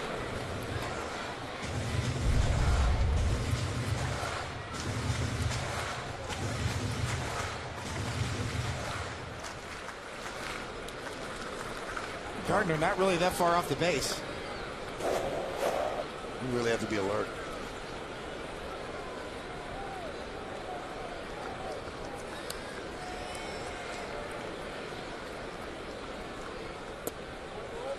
Well, Jeter's certainly getting plenty of time to steal, but you can see that Gardner's not getting a good enough read on Talent. You know, Michael, we talked about Moneyball and, you know, bunting and stolen bases. Well, this is the intangible. When you have speed on first base, and talent is so preoccupied with Gardner's speed that all of a sudden now it carries over to the at-bat. You got a 3-0 count. He hasn't even come close to the strike zone to Jeter, predominantly because of Gardner's speed on first base. There's a strike. You know, that's sort of the residual effect that speed has that don't show up in the numbers. You know, the panic that a pitcher can feel. Maybe more prone to make a mistake. He's trying to quicken up his delivery and slide step to home plate. Believe me, it drove me crazy. When I faced teams, namely the Cardinals with speed, Vince Coleman and Ozzie Smith, those type of teams drove me crazy. And now 2 straight walks. First and second, nobody out. Time for another look at today's Toyota text poll. Once again, the question, which of these pitchers with Blue Jays ties made the biggest contribution to the Yankees? You've been texting us at 58772. Now let's see what your choice is. 51%, an overwhelming landslide for David Cone. Wow. And 26% Jimmy Key, and I agree. Gone, gone, gone. Get him out. Wow. Winner, winner, winner, winner, winner. Took me a long time last night to think up that text, Mike. And then call on my family members to call in a vote. And for you to be able to do the game and text as many times as you've been texting, it's pretty impressive as better, well. I'm quicker. Yeah, like me. Here's Johnny Damon.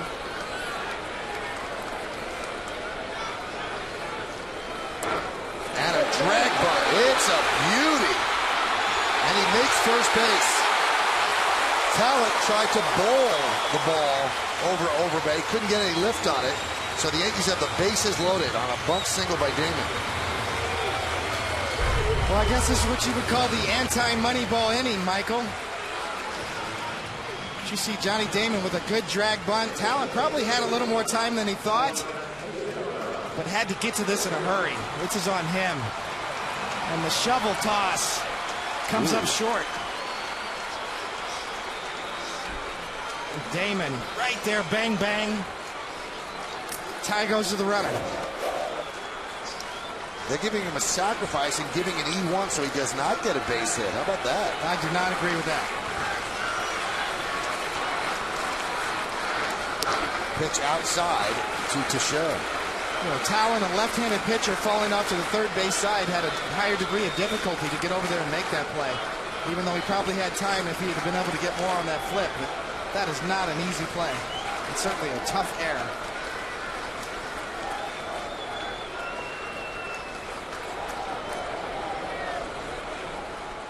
Well, the door out in left center field has blown open.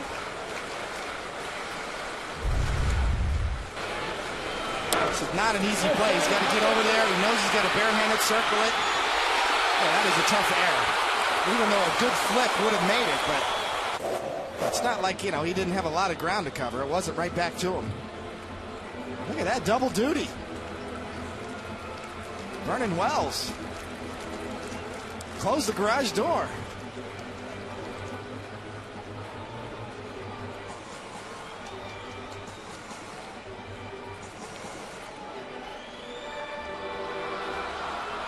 Good job by Wells.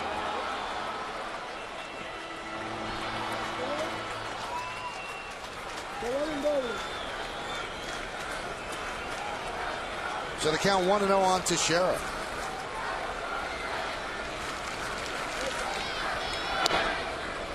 And now it's 2-0. Talent's really lost the plate this inning. And I think it was only exacerbated by the walk to Gardner. Got his mind off of the batter. Gardner's at third, Jeter's at second. Damon is at first. Still nobody out for the Yankees. It's a 1-1 game.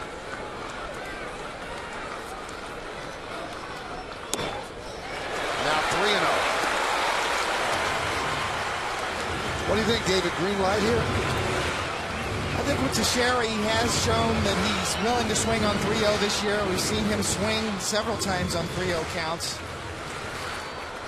Certainly batting left-handed more than right-handed, but I think Teixeira's a guy you could easily turn loose right here. Red Arnsberg quickly calls to the bullpen. And the 3-0. He walked him. That forces in a run, and the Yankees take a 2-1 lead.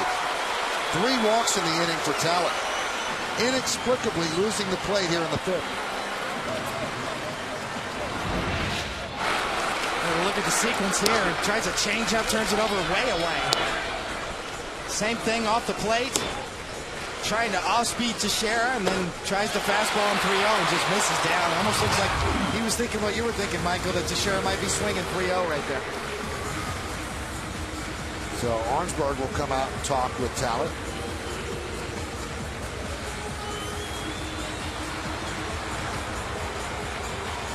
Well, Gardner really the key to this inning, really working that walk, and then his speed really distracting Talent to lead to the Derek Jeter walk, and then Johnny Damon with a good bunt to set up this inning. Now Teixeira's got an RBI on a walk with the bases loaded.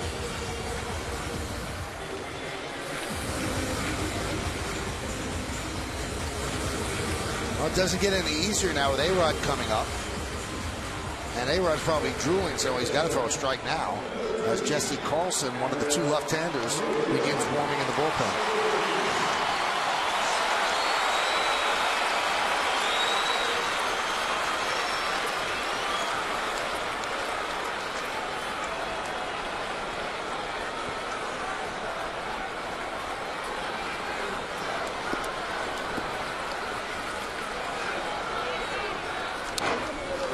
Gets a strike and he fouls it off.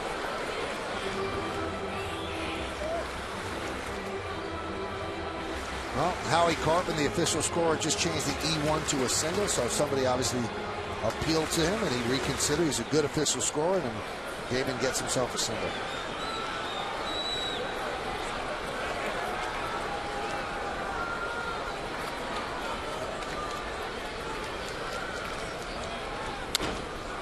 There's a ground ball to third. They'll come home for 1.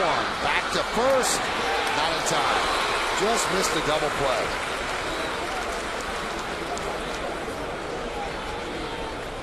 So the put out 5-2. You see A-Rod out in front off the end of the bat. And Scott Rowland, the Gold Glover, quick release right to home. And I tell you what, this was pretty close to being turned. You don't see a lot of this turn home to first. Very close at first base. Well, there have been 2 bang-bang plays at first base, both in favor of the Yankees. This is the hardest double play to turn when you come all the way home and then to first. Bang-bang at first. Nice play by Rowland, delivering the ball high.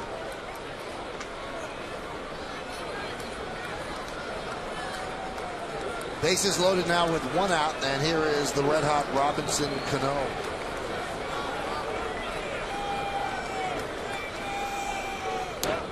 And that one gets past Chavez. Here comes Damon. He'll score. The ball is thrown away, but Teixeira stays right there. And A-Rod moves to second. So a wild pitch, and the Yankees lead 3-1.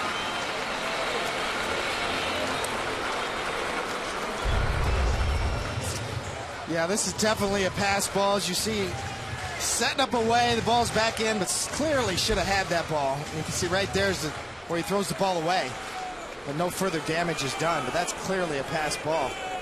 See Damon coming in, taking the glove with him. Sneaky play, but that Damon's a sneaky guy. Now the infield comes in for the Jays. And that is scored a pass ball. Yankees lead 3-1. Looked like a slider that didn't really slide from Talent. Grounded foul. Yeah, right underneath it. Really, just took the glove away. Talent thinks the glove's still on his hand, sweeps it back around.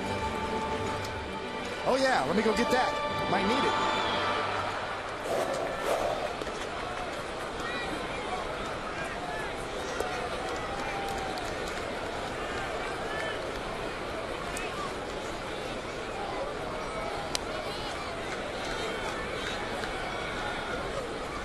The pitch.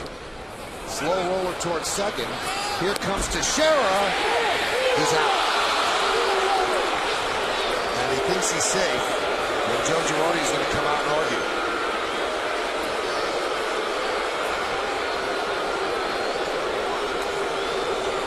We'll take a look. as A-Rod moves to third and Cano reaches on the fielder's choice. Well, it's a tough one because you see here Cano out in front reaching to Hill, and anytime the throw beats the runner, the throw's there in plenty of time, even though Teixeira gets his hand under the tag. Certainly can make an argument that he snuck his hand in there, but the throw beats the runner by such a wide margin. Even though it's high, umpires generally will make that call out, even though it looks like right there he is safe. The IOTV HD Super Shot. This will give us a right better here. angle. Wow, bang, bang. Three really close plays. Oh, nifty slide by Teixeira to try to sneak his hand underneath after the throw clearly beat him to home plate. Hits the Swisher is outside.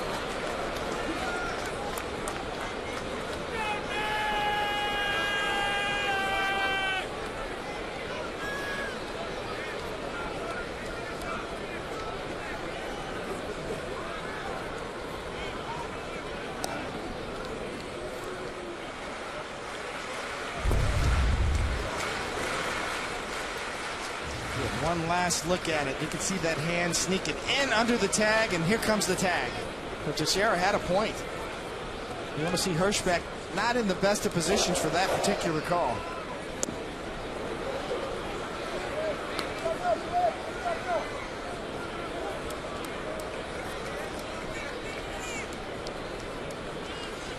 That's a hard call to make for a home plate umpire, to get yourself in the right position, and especially, as I said before, when the ball beats the runner by such a wide margin.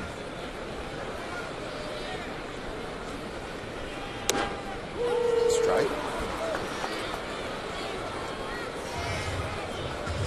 Certainly, for Brian Talent, kind of a scratch your head kind of an inning here. Oh, no balls hit really hard.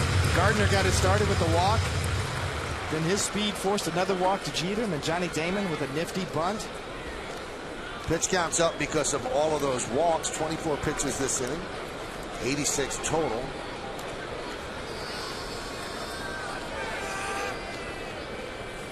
Strike three. Swisher down looking. Well, Talent can't really complain that much. Bases loaded, nobody out, just 2 runs in, so he kept the bleeding to a minimum. Yankees score 2 on just 1 hit, a disputed hit at that, and they lead 3-1 over Toronto.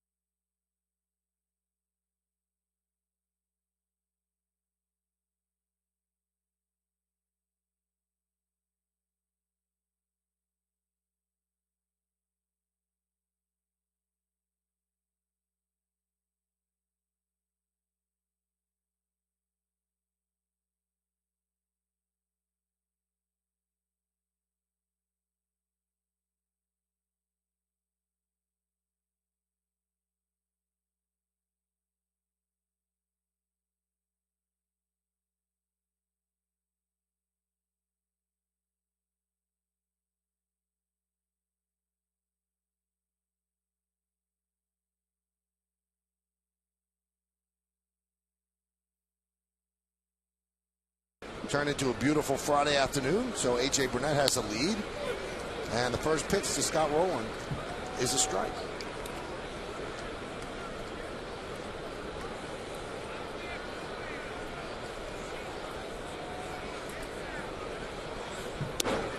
Rowland 0 for 2, as I mentioned, carries a 19-game hitting streak into this one.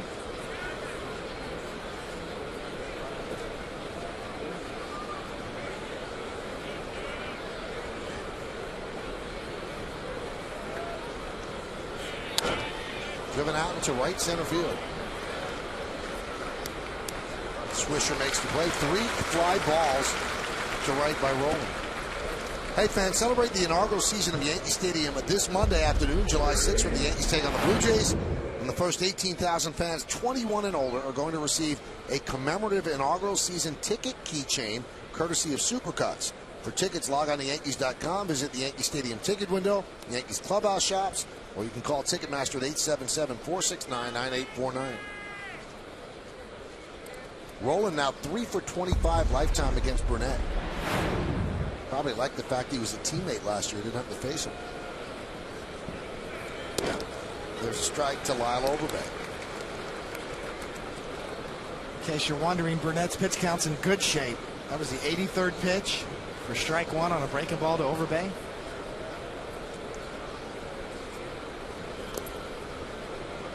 Count 1-1. David told you in the scouting report, last 3 starts coming into this one, Burnett 2-1, 0.44. And he's a Yankee pitcher who's had equal success at home and on the road. His home ERA 3.91, road ERA 3.94. So not victimized at all by the ballpark. You know, David, you look at the Yankee staff, and they actually, of the 5 pitchers, 4 of them would be perfect guys that you'd want to send out here at Yankee Stadium, where it has yielded the home run ball. You got 3 strikeout guys in Sabathia, Burnett, and Chamberlain. And you got a ground ball guy in Chin-Ming Wang. Now the only one that wouldn't really play into your typical Yankee Stadium pitcher would be Andy Pettitte, but he had a great start his last time out against Seattle. Yeah, he did. And Andy's got a big check mark behind, under the category of intangibles. He's a big game pitcher. He rises to the occasion and figures out ways to get hitters out. So I'd take that guy right there, Andy Pettitte, on my staff any day. He also has a great pickoff move. He does so many of the little things so well, shutting down running games because of that great pickoff move. Overbay down looking. 6th strikeout for A.J. Burnett. Yankees Baseball on Yes is brought to you in part by your tri-state area Audi dealers. Audi, the official luxury vehicle of the New York Yankees.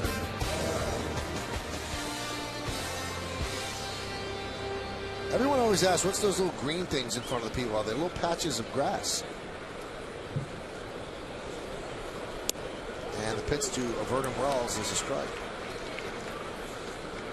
Chia Pet. You ever see those, Mike? Yeah, sure. Looks like he's coming up out of the field of dreams there. Count 0-2. Boy, Burnett's had a great mix today. He's had an exceptionally good fastball. 64 fastballs out of his 89 pitches. 74% fastballs, 25% breaking balls, 22 breaking balls on the day. Grounded foul.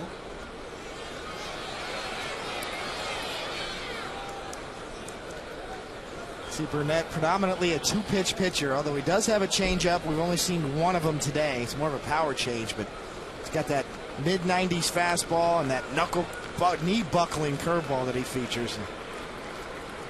Just an outstanding mix of pitches. Driven deep to left field. Damon back, looking up. See ya. A long home run into the bleachers in left field for Vernon Wells. Yankees now lead 3-2, and that ball's coming back.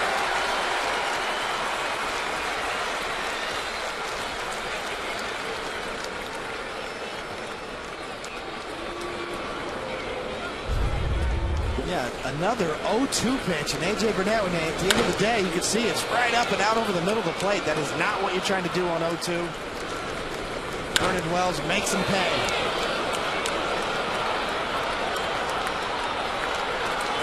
A.J. Burnett's been on the corners all day long with his stuff, especially his fastball. That was one of the first mistakes he's made, especially on 0-2, as you see career versus the Yankees. Vernon Wells creeping up, 21st career home run.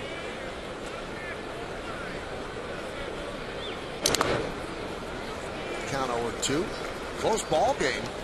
That's why Yankees have the bases loaded, nobody out. If you're the Blue Jays, you don't go nuts that they only scored 2. Yankees had a chance to really open up a lead, but not just a 1-run lead, top of the 6th.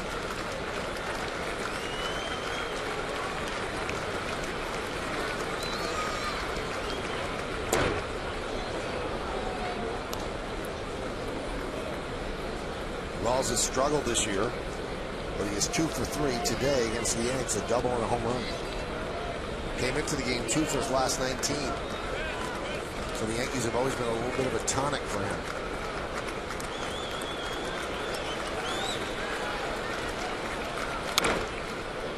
Fly ball right field.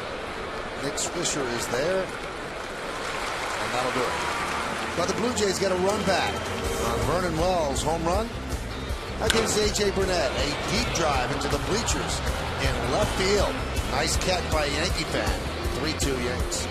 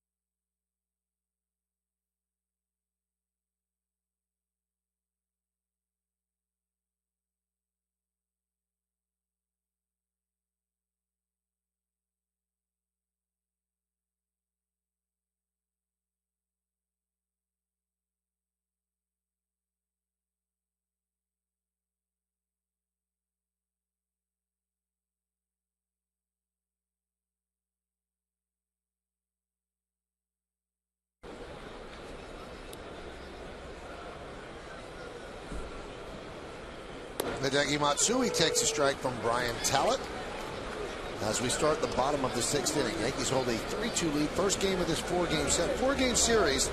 That first game is so important. You lose that first game, you're on the defensive. You know you have to take the next 3 to win the series. You win the first game, you know you take just one of the next 3 and split. So a real momentum turner the first game of a 4-game set. Matsui is 1 for 2 today. He singled to right center in the second, then grounded to second. That was in the 4th.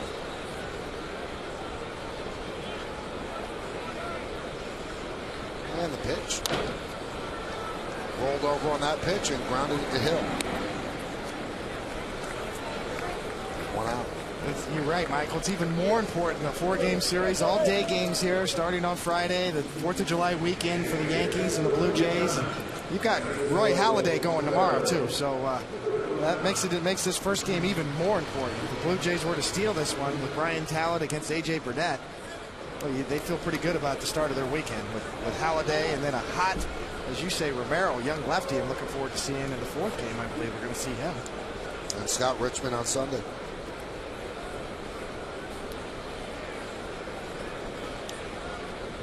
Here's Cervelli. And the pitch high. 1-0.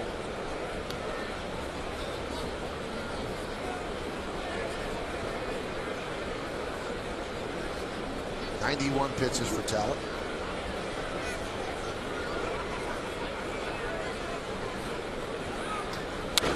Line drive to center field. It's a base hit in front of Wells. So Cervelli with a 1-out single in the 6th. Well, Cervelli gets a fastball that was meant to be in, and as you can see, it's almost middle away, but down. Cervelli right back up the middle with it. You know, the thing Cervelli has shown us is that he can hit a fastball, Michael. He's got a quick little bat. The better hitter than advertised. We all knew about his defensive skills. He has certainly handled himself very well up here and swung the bat much better than anybody thought he would on this level.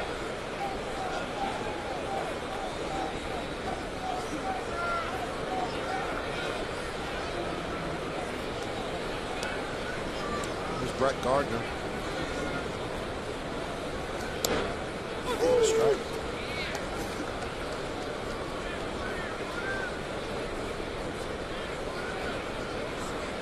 Gardner walked and scored in that 5th inning, and the Yankees took the lead. Broke a 1-1 game into a 3-1 game. But then Vernon Wells' home run at the top of this inning made it 3-2. That's where we stand right now.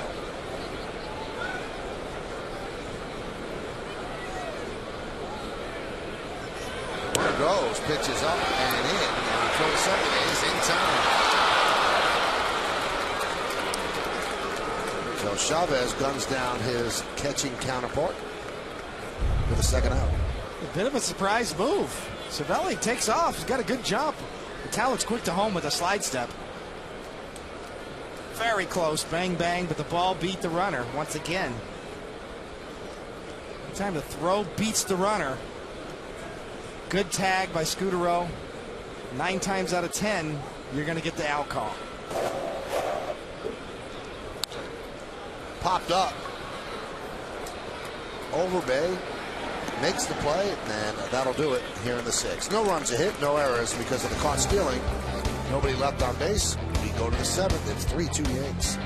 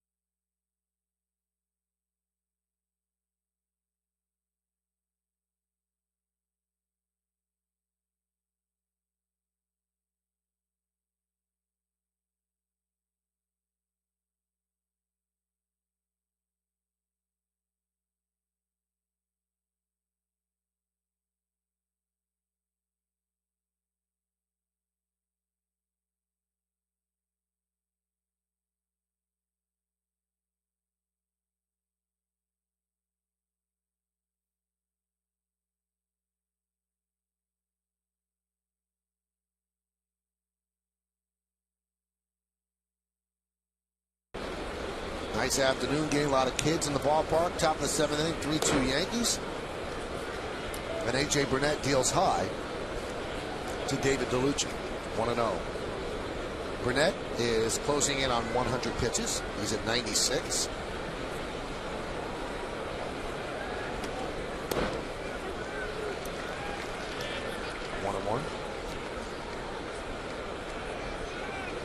Phil Hughes beginning to throw.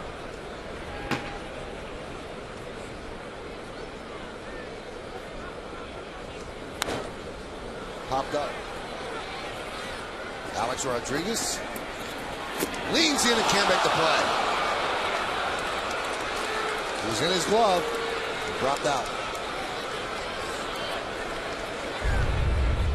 You see A-Rod gets over there, gets his hand on the rail. It looks like it hits him right in the heel of the glove. A little ricochet off the heel of the glove. Instead of getting it quite in the pocket, reaching.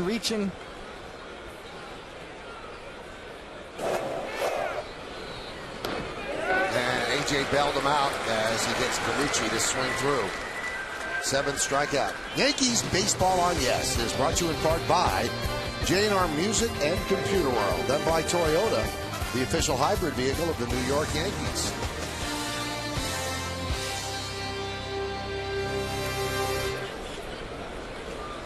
'26 World Championships for this New York Yankee franchise. Last one in 2000. One out here in the 7th inning. Here's Raul Chavez. There's a strike. That breaking ball's been nasty. Burnett has now struck out at least 7 in 8 of his last 9 starts. 100 pitches for Burnett, 64 strikes. Then the 0-1. 1-1.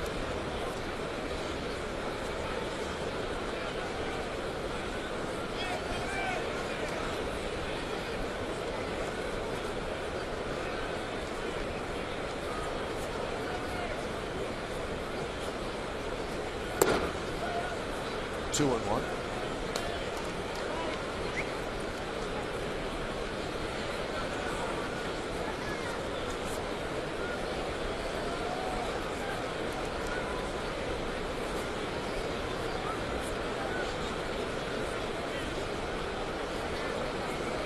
And the pitch. Popped up. Shallow right. Swisher is there.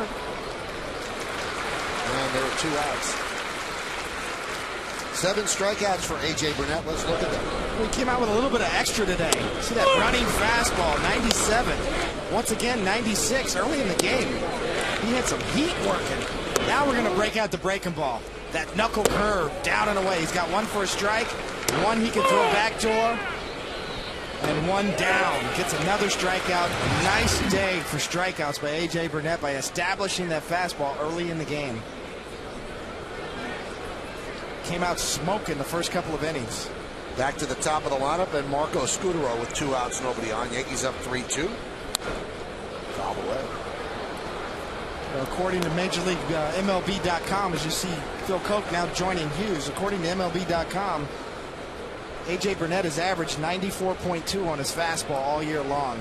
He came out today in the first and second inning, almost averaging 96, 97 miles an hour on his fastball. Clearly felt strong today, had a little extra on his fastball, especially early in the game.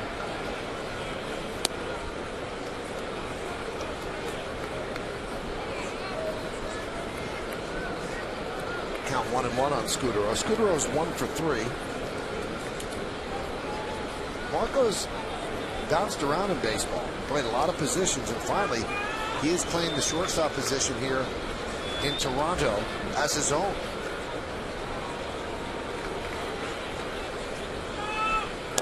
Brian Butterfield was telling me, you could talk about any other shortstop in baseball. He said Marco Scutaro is as good as any of them. He said he has more chances than any shortstop, so that means he's getting to a lot of balls. He's got great range. And Butterfield was just raving about Scutaro at short.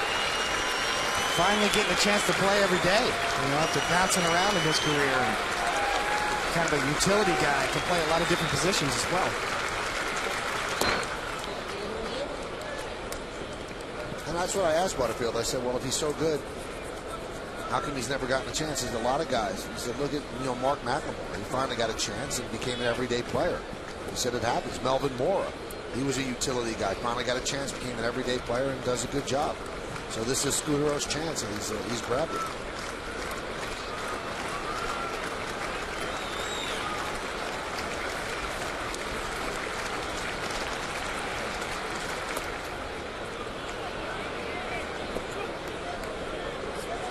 Scutaro was a teammate of mine with the Mets in 2003, my last year, Michael. And when I was in spring training with Scutaro, everybody just loved this guy. He said, you got to watch this guy pick it. He could play some defense. He always had good bat control and could handle the bat. We just couldn't get anybody to give him a chance to get 500-600 at-bats.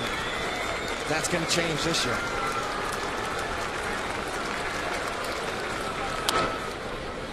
Slow roller toward third. A-Rod fields and has no play. Infield single for Scutaro.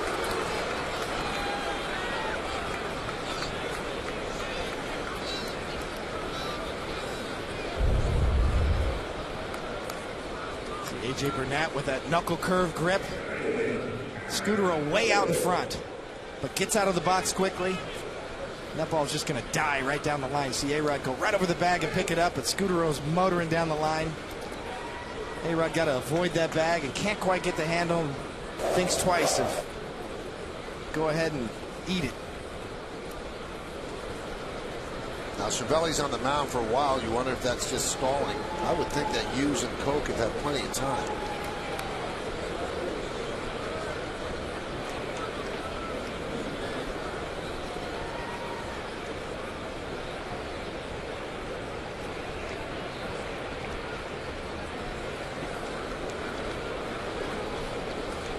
Left-handed hitting Adam leaned on deck, who's shown some power this year and hit .311. We're going to choose to let Burnett face the right-handed hitting Hill, who also has got popped this year with 19 home runs.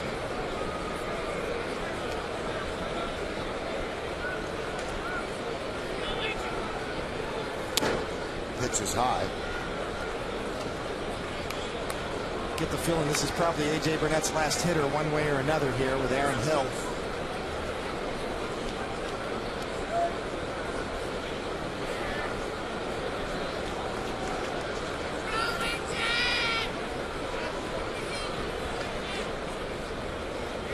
Whoa. That can't be too fun. Dave Allen wants to talk with A.J. Burnett. You can see Cervelli setting up down and away. And when you miss that by that much, that's a classic sign of just kind of getting a little fatigued. Your body flies out in front of you, and you know what we talked about before, Michael. Anytime you miss like that up and in, and you're trying to go down and away, that's a classic sign of flying open with your front shoulder, your lead shoulder. And when you're flying open, it's because you're tired sometimes and you're trying to generate a lot of power, so you just open the body up. Right? Possibly, yeah. There's a few different reasons that would cause that, but obviously A.J. Burnett now with this 111 pitch there, maybe a little sign of fatigue, even though he's still got his velocity.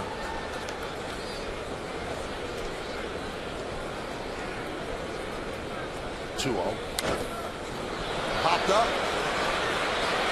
Cervelli tosses away the mask and called off by A-Rod, who makes the play. So a strong 7 for A.J. Burnett. No runs a hit, no errors, and one man left on base at the end of 6.5. It's time for the 7th inning stretch. Yankees lead the Blue Jays 3-2, but we'll keep it right here in the Bronx as we honor America.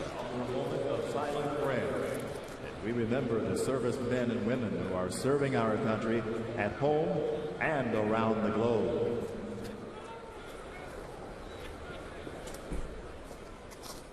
Now please join Kate Smith as she sings God Bless America.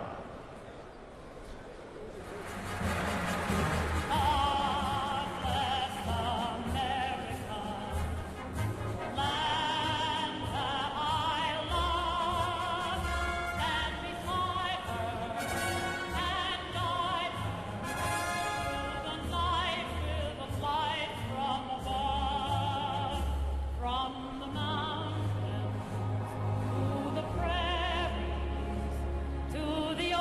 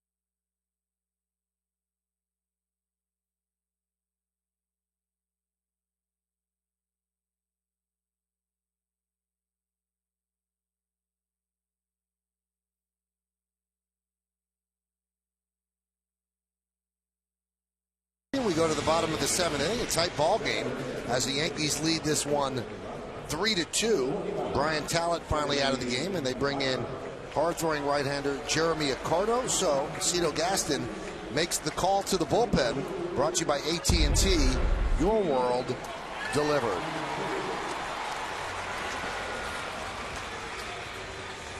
Those are the numbers on Jeremy Accardo, former San Francisco Giant, rather. He didn't pitch that long ago, back when the Giants were still in New York, but broke in 05 with the San Francisco Giants, came over to the Blue Jays in 06. Got a good fastball. So Brian Talent cannot win this game. He can only lose. And the pitch to Jeter is a strike.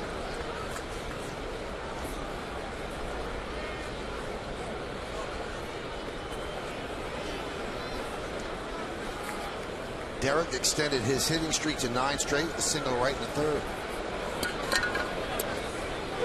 And a strike. So A.J. Burnett has had another good performance, probably not going to pitch the 8th inning. Pitch count is up there.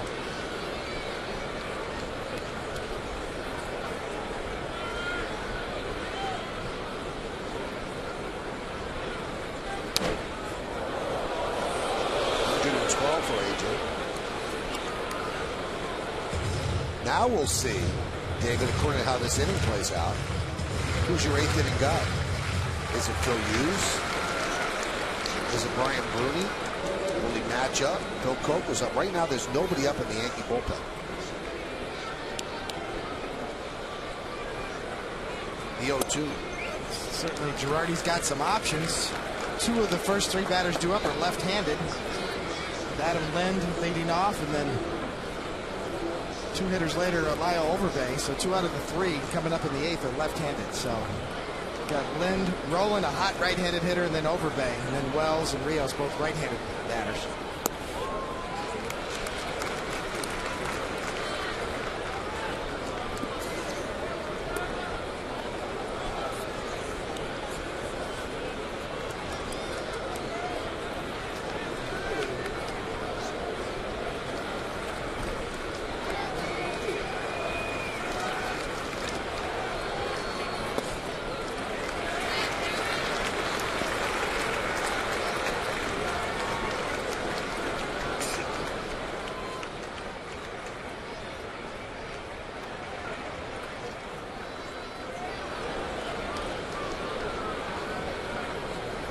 Yankees, on the other hand, in the bottom of the 7th here at the top of their order, trying to get on base. And they do. Base hit from Jeter.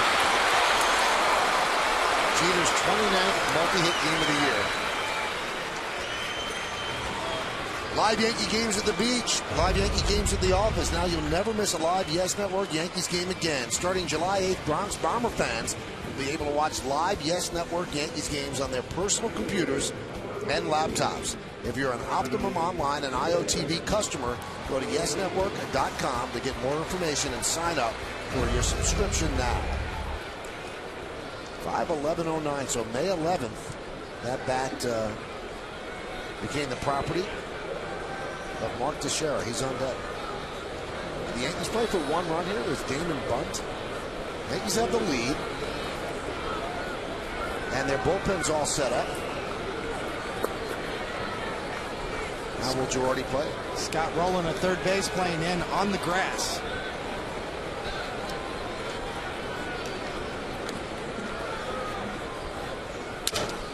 Broken back, Looper into center field, and it's going to be caught by Scudero. And Jeter is going to be doubled up. A rare misread by Derek Jeter. He thought for sure that that ball was going to drop in. So that's a 6-4-3 double play. Derek usually an unerring base runner, and that one he just read wrong. Well, you mentioned it with Brian Butterfield, the coach of the Blue Jays, talked about Scudero's range, and he covered a lot of ground. And you're right, Michael, you just don't see Derek Jeter with this kind of a read very often. When he tries to make a quick read, it's aggressive. He thinks he's going to get there and get around the 3rd in a hurry. And at that point, Scudero's got him nailed dead to rights.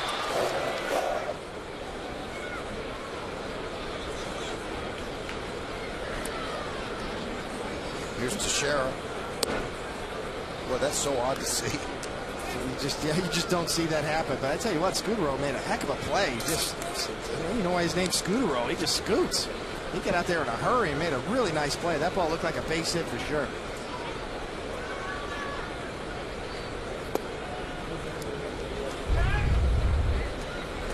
Full swing into the bat. And watch Scudero. He's already full speed. Great jump. Little flip back to second baseman Aaron Hill. And at that point, Jeter knows. No chance to get back.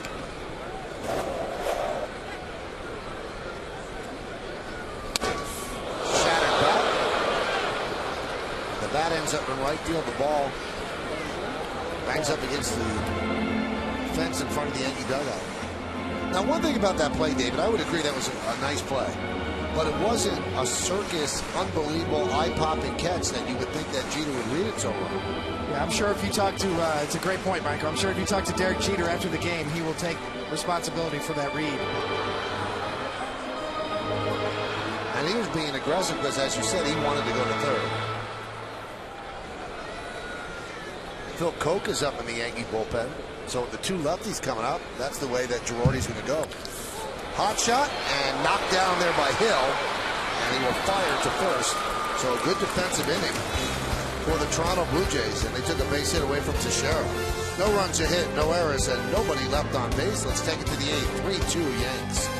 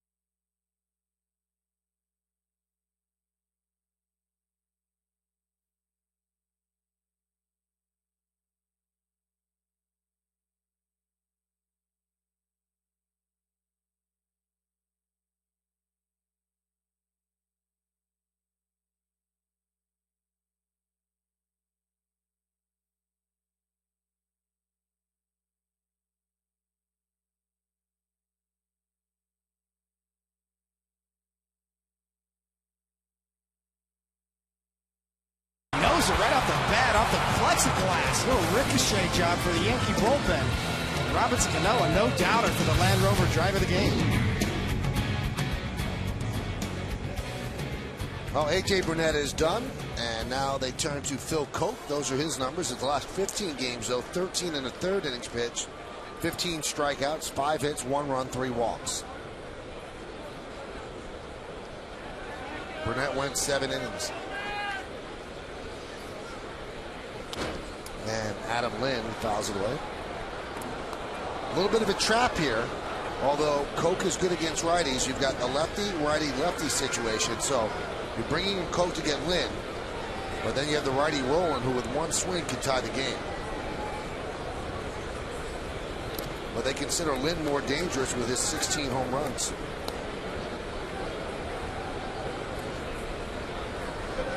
Phil Hughes backing up Phil Koch. Phil Koch this year against left-handed batters. In 64 at-bats, they're hitting 188 off of them, although they do have 4 home runs.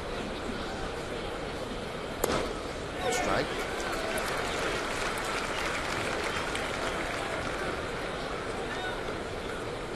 Good-looking slider there from Koch. Pretty much the same, although ironically, of his 5 home runs, 4 of them have come against left-handed batters. High fly ball left field. Johnny Damon makes the play. Run away. Bullpens today and throughout the Yankee season on Yes, we're allowing you to vote along with the 2 of us here in the booth for the Chevy Player of the Game. Text your vote to 58772. Today's candidates are number 1, A.J. Burnett, number 2, Robinson Cano, number 3, Vernon Wells, and number 4, Brian Talent. Vote now and make your voice heard. Standard text messaging rates apply. And how about this? So Joe Girardi wanted to get out the 16 home run left-hander Adam Lind. That's what Koch does. So now Girardi is going to signal to Phil Hughes to deal with Scott Rowland, and he'll take his chances with Lyle Overbay after that, as he's used his only left-hander. So Hughes comes in. Hughes Rowland in just a moment.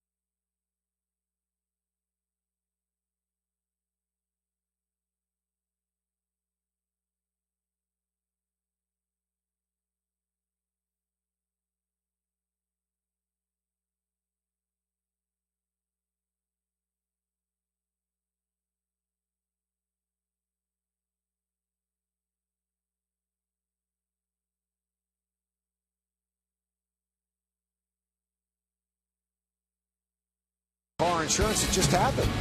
Well, it did just happen, and Marco Scutaro off the bat of Johnny Damon scoots out, makes an over-the-shoulder grab. Made it look easy. Derek Jeter uncharacteristically caught off guard. That is the Geico play of the game, a double play initiated by Marco Scutaro. So Phil Hughes, who's been so lights out in the bullpen, those are his numbers starting and relieving. 47 strikeouts and 47 2/3. Now, as a reliever, 13 innings pitched, 5 hits, 2 runs, 16 strikeouts, and he's allowed 1 home run in 8 appearances. So he has been really, really solid. Here's Scott Rowland. And there's a strike. 95-mile-an-hour fastball for Phil Hughes as the Yankee bullpen tries to protect a 1-run lead.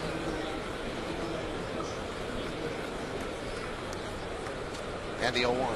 Another good fastball on the outside corner, 0-2. He's a different pitcher out of the pen. Well, that's been the trend. As you see Scott Rowland talking to John Hirschbeck, making sure that ball's on the outside corner. Phil Hughes super aggressive out of the pen. He's been strike one just about every appearance on every batter he's faced since becoming a reliever. Ultra aggressive. Now he can go anywhere he wants. And the 0-2. Served into right field. It's a base hit for Rowland. And that extends his hitting streak to 20 straight. Hughes kept working him away, and then Rowland said, okay, I'll go that way. Well, you're getting the call, and you can see, boy, it's right there, 0-2. Scott Rowland, after 2 straight fastballs away, decides to go out and cover that pitch. 3 straight pitches in the same location, all of them good pitches. Scott Rowland gets the best of Phil Hughes right there on an 0-2 pitch. So here's Lyle Overbay. He has 9 home runs. He's 1 for 3 today. That double in the 4th inning went to left center field. He scored 1 of the 2 runs for the Jays, and that one's fouled away.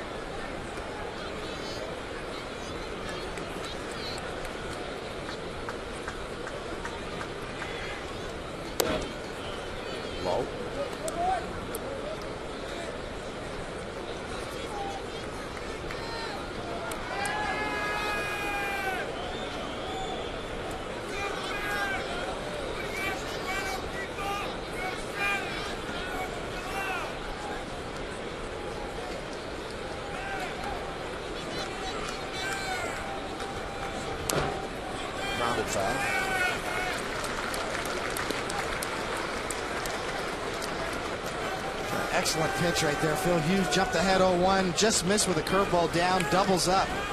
Give Overbay a different look in the speed variance. Now Phil Hughes throwing mid-90s with his fastball. This is a curveball at 76 miles an hour, and you can see that Overbay's just way out in front of it. He cannot wait back. 20-mile-an-hour speed variance from fastball to curveball.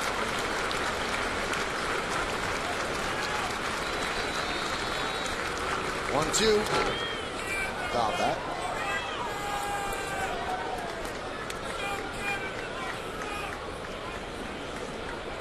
Mariano begins to throw.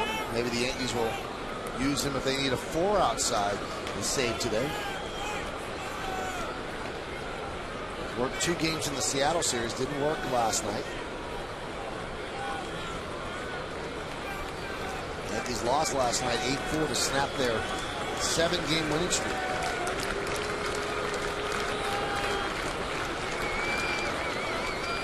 Phil Hughes and Francisco Cervelli trying to get on the same page. Hughes shook him off a couple of different times right there on a 1-2 pitch.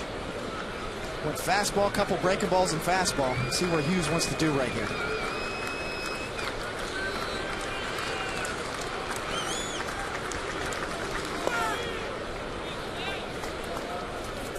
Count 2-2.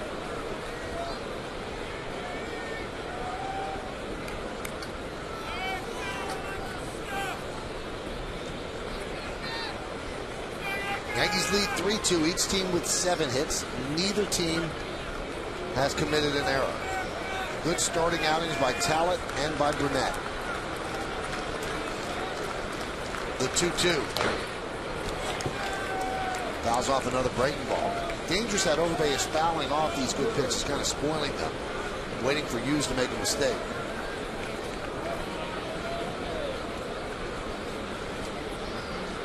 Cervelli back out for a second meeting, trying to be on the same page here. They want to know what they want to do here. We've seen Phil Hughes be able to command both sides of the plate with that mid-90s fastball. We've seen him go away in these situations with that good four-seam fastball down and away to lefties. Saw him strike out Ken Griffey Jr. the other night in Seattle. 2-2. Slow roller up the first baseline. And did Hughes make the tag? Yes, he did for the second out as Roller moves into scoring position. Hughes with another curveball and a good play to get over there. And a good, tell you what, a good sell job too. We didn't really see an umpire make a call. Looked like he got him right there on the hip pocket. But Hughes sells it.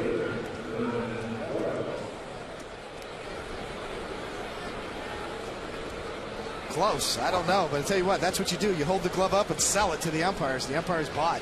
Well, so Overbay didn't argue at all, so he knows best if he was touched. Right there. Right there. Right on the belt, on the side.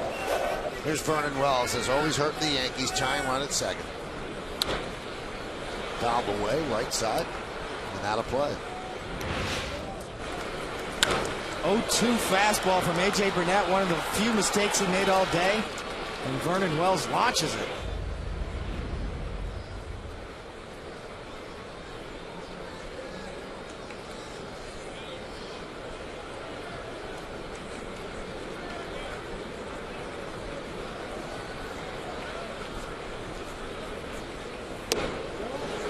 Fastball, 96 miles an hour, 0-2.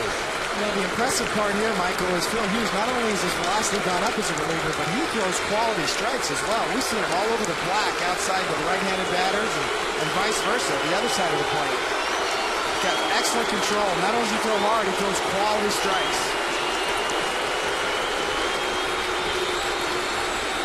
The 0-2 upstairs, wasted that one.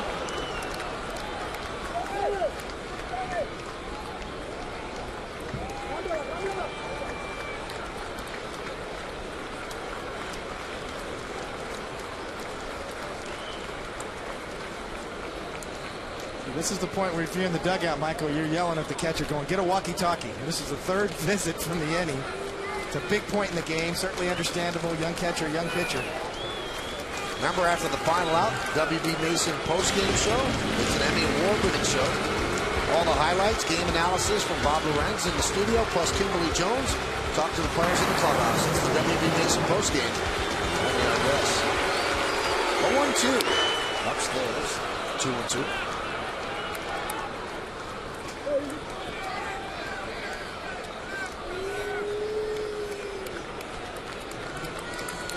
Phil Hughes as a starter, according to MLB.com, averaged about 92 miles an hour on his fastball. And as a reliever, he's up to 95.2 miles an hour on his fastball on his last 7 outings.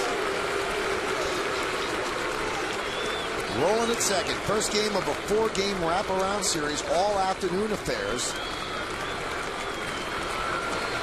here at the stadium. And the 2-2. Grounded softly towards second. Cano to Teixeira.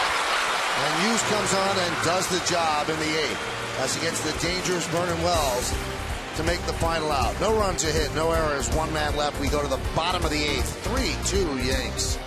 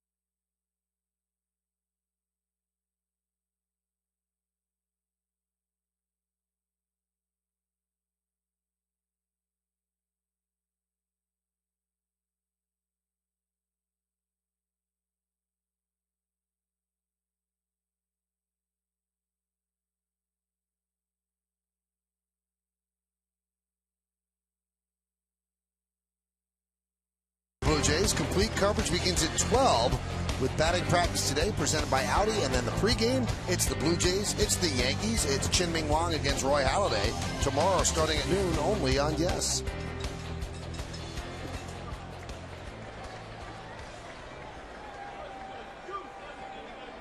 And Alex Rodriguez leads off, and the pitch is high, 1-0. 3-2 Yankees holding on here in the bottom of the 8th inning.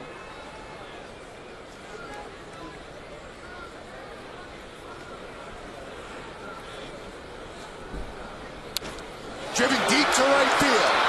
Going back, Rios looking up. See ya! Opposite field home run, Alex Rodriguez. And the Yankees are up by 2.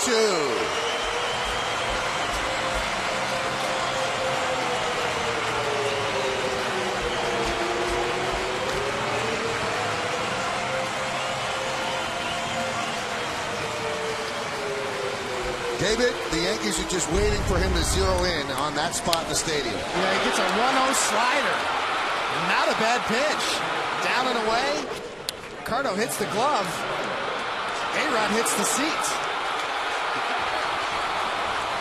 Came in 0 for 2 in that at bat with 1 walk. Now he's 1 for 3 with a homer.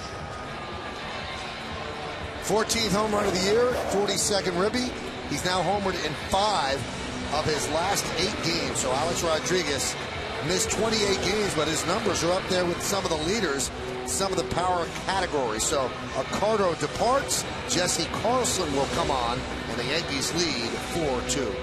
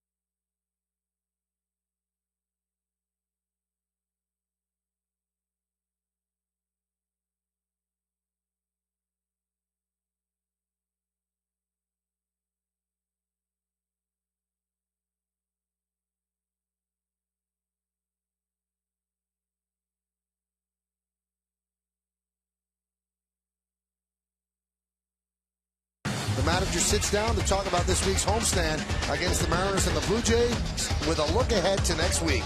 It's an all-new Joe Girardi show Sunday at 5, only on Yes.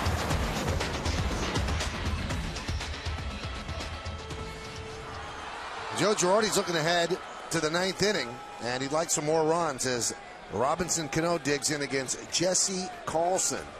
Now, the home run by A-Rod is 222nd as a Yankee. Significant. It ties him for 9th place on the Yankees all-time list with the captain, Donald Arthur Mattingly. And there's a strike. Those are Carlson's numbers. 40 hits in 36 and a third innings. Love foul. Carlson, kind of a specialty reliever, kind of a crossfire guy, tough on left-handed batters.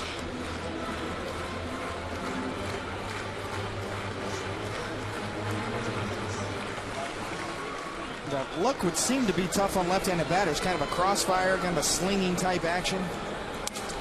Shattered bat and a ground ball to Scudero. And there's one away.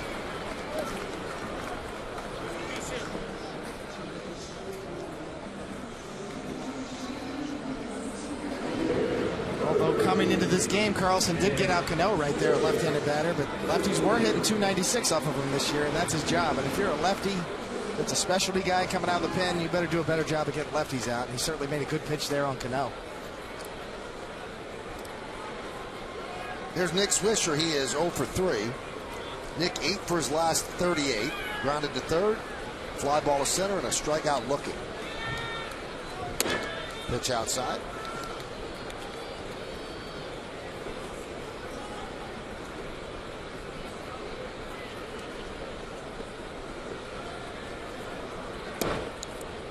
And the count 2-0.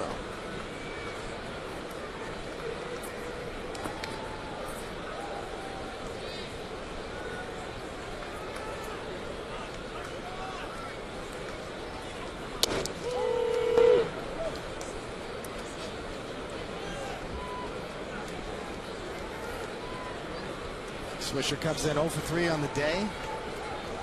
1 strikeout.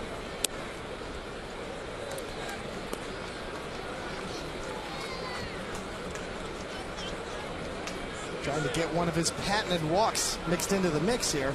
Swisher's been known for such a good eye and getting deep counts. 3-1 and another full count. 70 full counts this year for Nick Swisher. And the pitch. Right back to Carlson. Went down to one knee. 2 outs. This is hello. Carlson with that crossfire falls off the mound and a one hopper. Little self-defense. Carlson steps across his body, flies off of that mound. Ball's probably up the middle if it gets by him.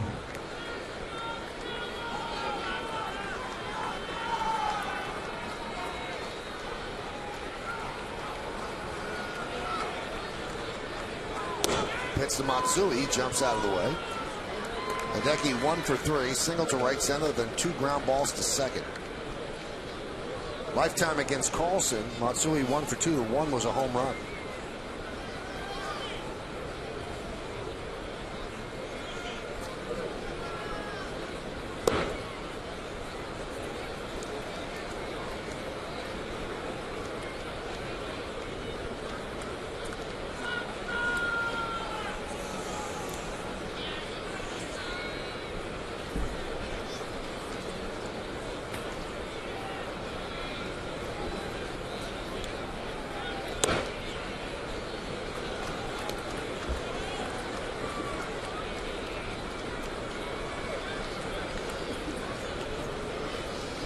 I think at this point in the year, Michael, we talked about Hideki Matsui in spring training possibly being able to play the outfield in the second half.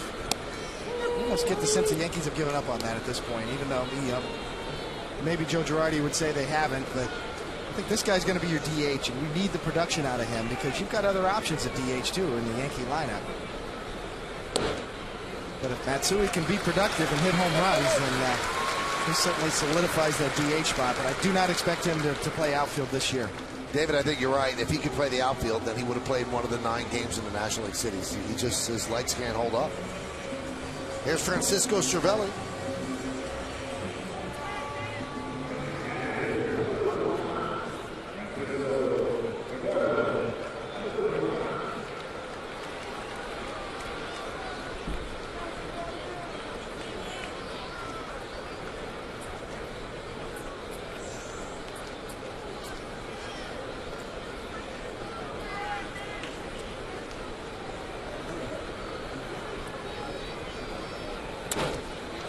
Hot shot to short.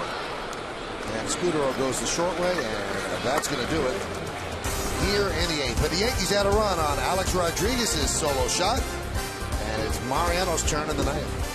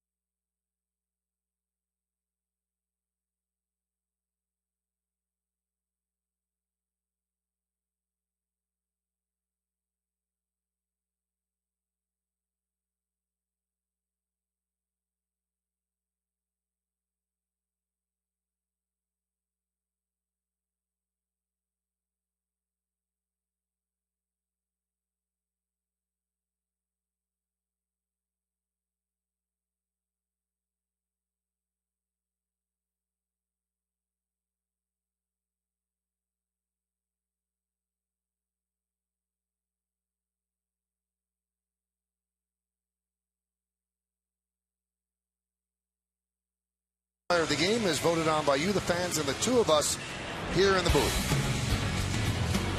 Well, it is A.J. Burnett. He came out smoking, averaging about 96 miles an hour with his fastball early, broke out that knuckle curve a little later, and he got some swing and misses with that and called 3rd strikes. A.J. Burnett, 7 innings pitched, 7 strikeouts, 6 hits, and 2 earned runs. The Chevy player of the game. Well, Mariano Rivera will try to close it out. He's been very good of late. He has 20 saves, 2.76 ERA, 40 strikeouts in 32 and 2/3 innings. So he has a whip under 1, 28 hits and 3 walks. So that's 31 base runners in 32 and 2/3 innings. Now, one quick note about Alex Rodriguez. He hits that home run to give the Yankees a little breathing room. And the knock on Alex has always been, well, he hits home runs that don't really mean much. A lot of them, they're tack-on runs or in blowout games. He has 14 home runs this year. 12 of them have come when the run difference between the Yankees and their opponent was within 2. So all of those home runs are pretty big. There's a strike to Alex Rios. Including the first one he hit this year on the first pitch he saw in Baltimore off of Jeremy Guthrie, a 96-mile-an-hour fastball on the inside corner. And David, if he zeroes in on right field, he's going to hit a boatload of home runs here. And that's where his power is anyway. That's where he hits a lot of his home runs. Rios trying to get on base to start it off. He's 1 for 3. The 1-1. Strike. We always say Mariano's done it with 1 pitch, but he has changed the way he's pitched, David. When he first developed the cutter, he didn't throw that pitch on the inside corner. No, he didn't. He commanded just the outside corner to righties and inside to lefties, but over the years, progressively, he's gotten better and better to working both sides of the plate. Swung on and missed. There's the vintage cutter away. 1 down. And this is what he does when he gets in strikeout situations. A little more break to that cutter, almost slider-like there. The little side-to-side and downward tilt. A great finish pitch from Mo Rivera.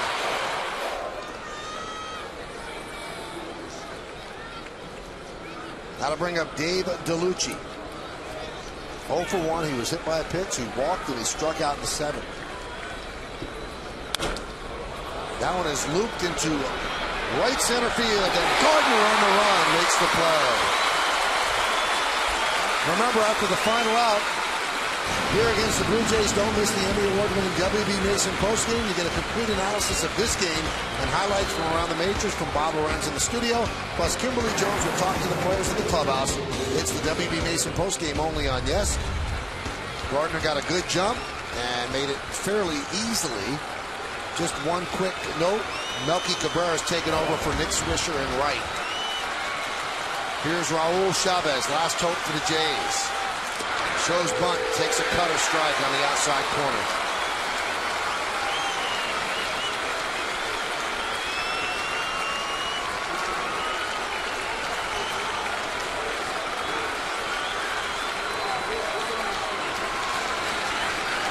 The 0-on.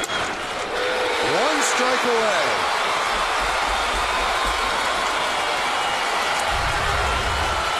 Cervelli setting up down and away. That ball cuts just off the plate. John Hirschbeck umpiring, and they got the mask on for Mo Rivera. A little respect. Mariano Rivera's going to get that call. And the 0-2. Not getting that one. Push the envelope. The count 1-2. Just in case you were wondering, there's the count.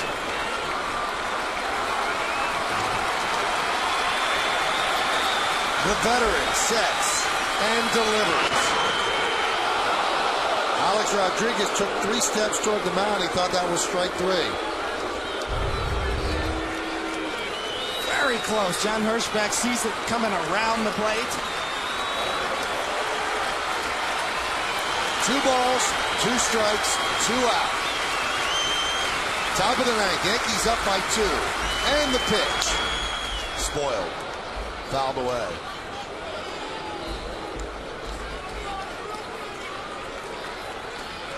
Rivera looking for his 21st save of the year.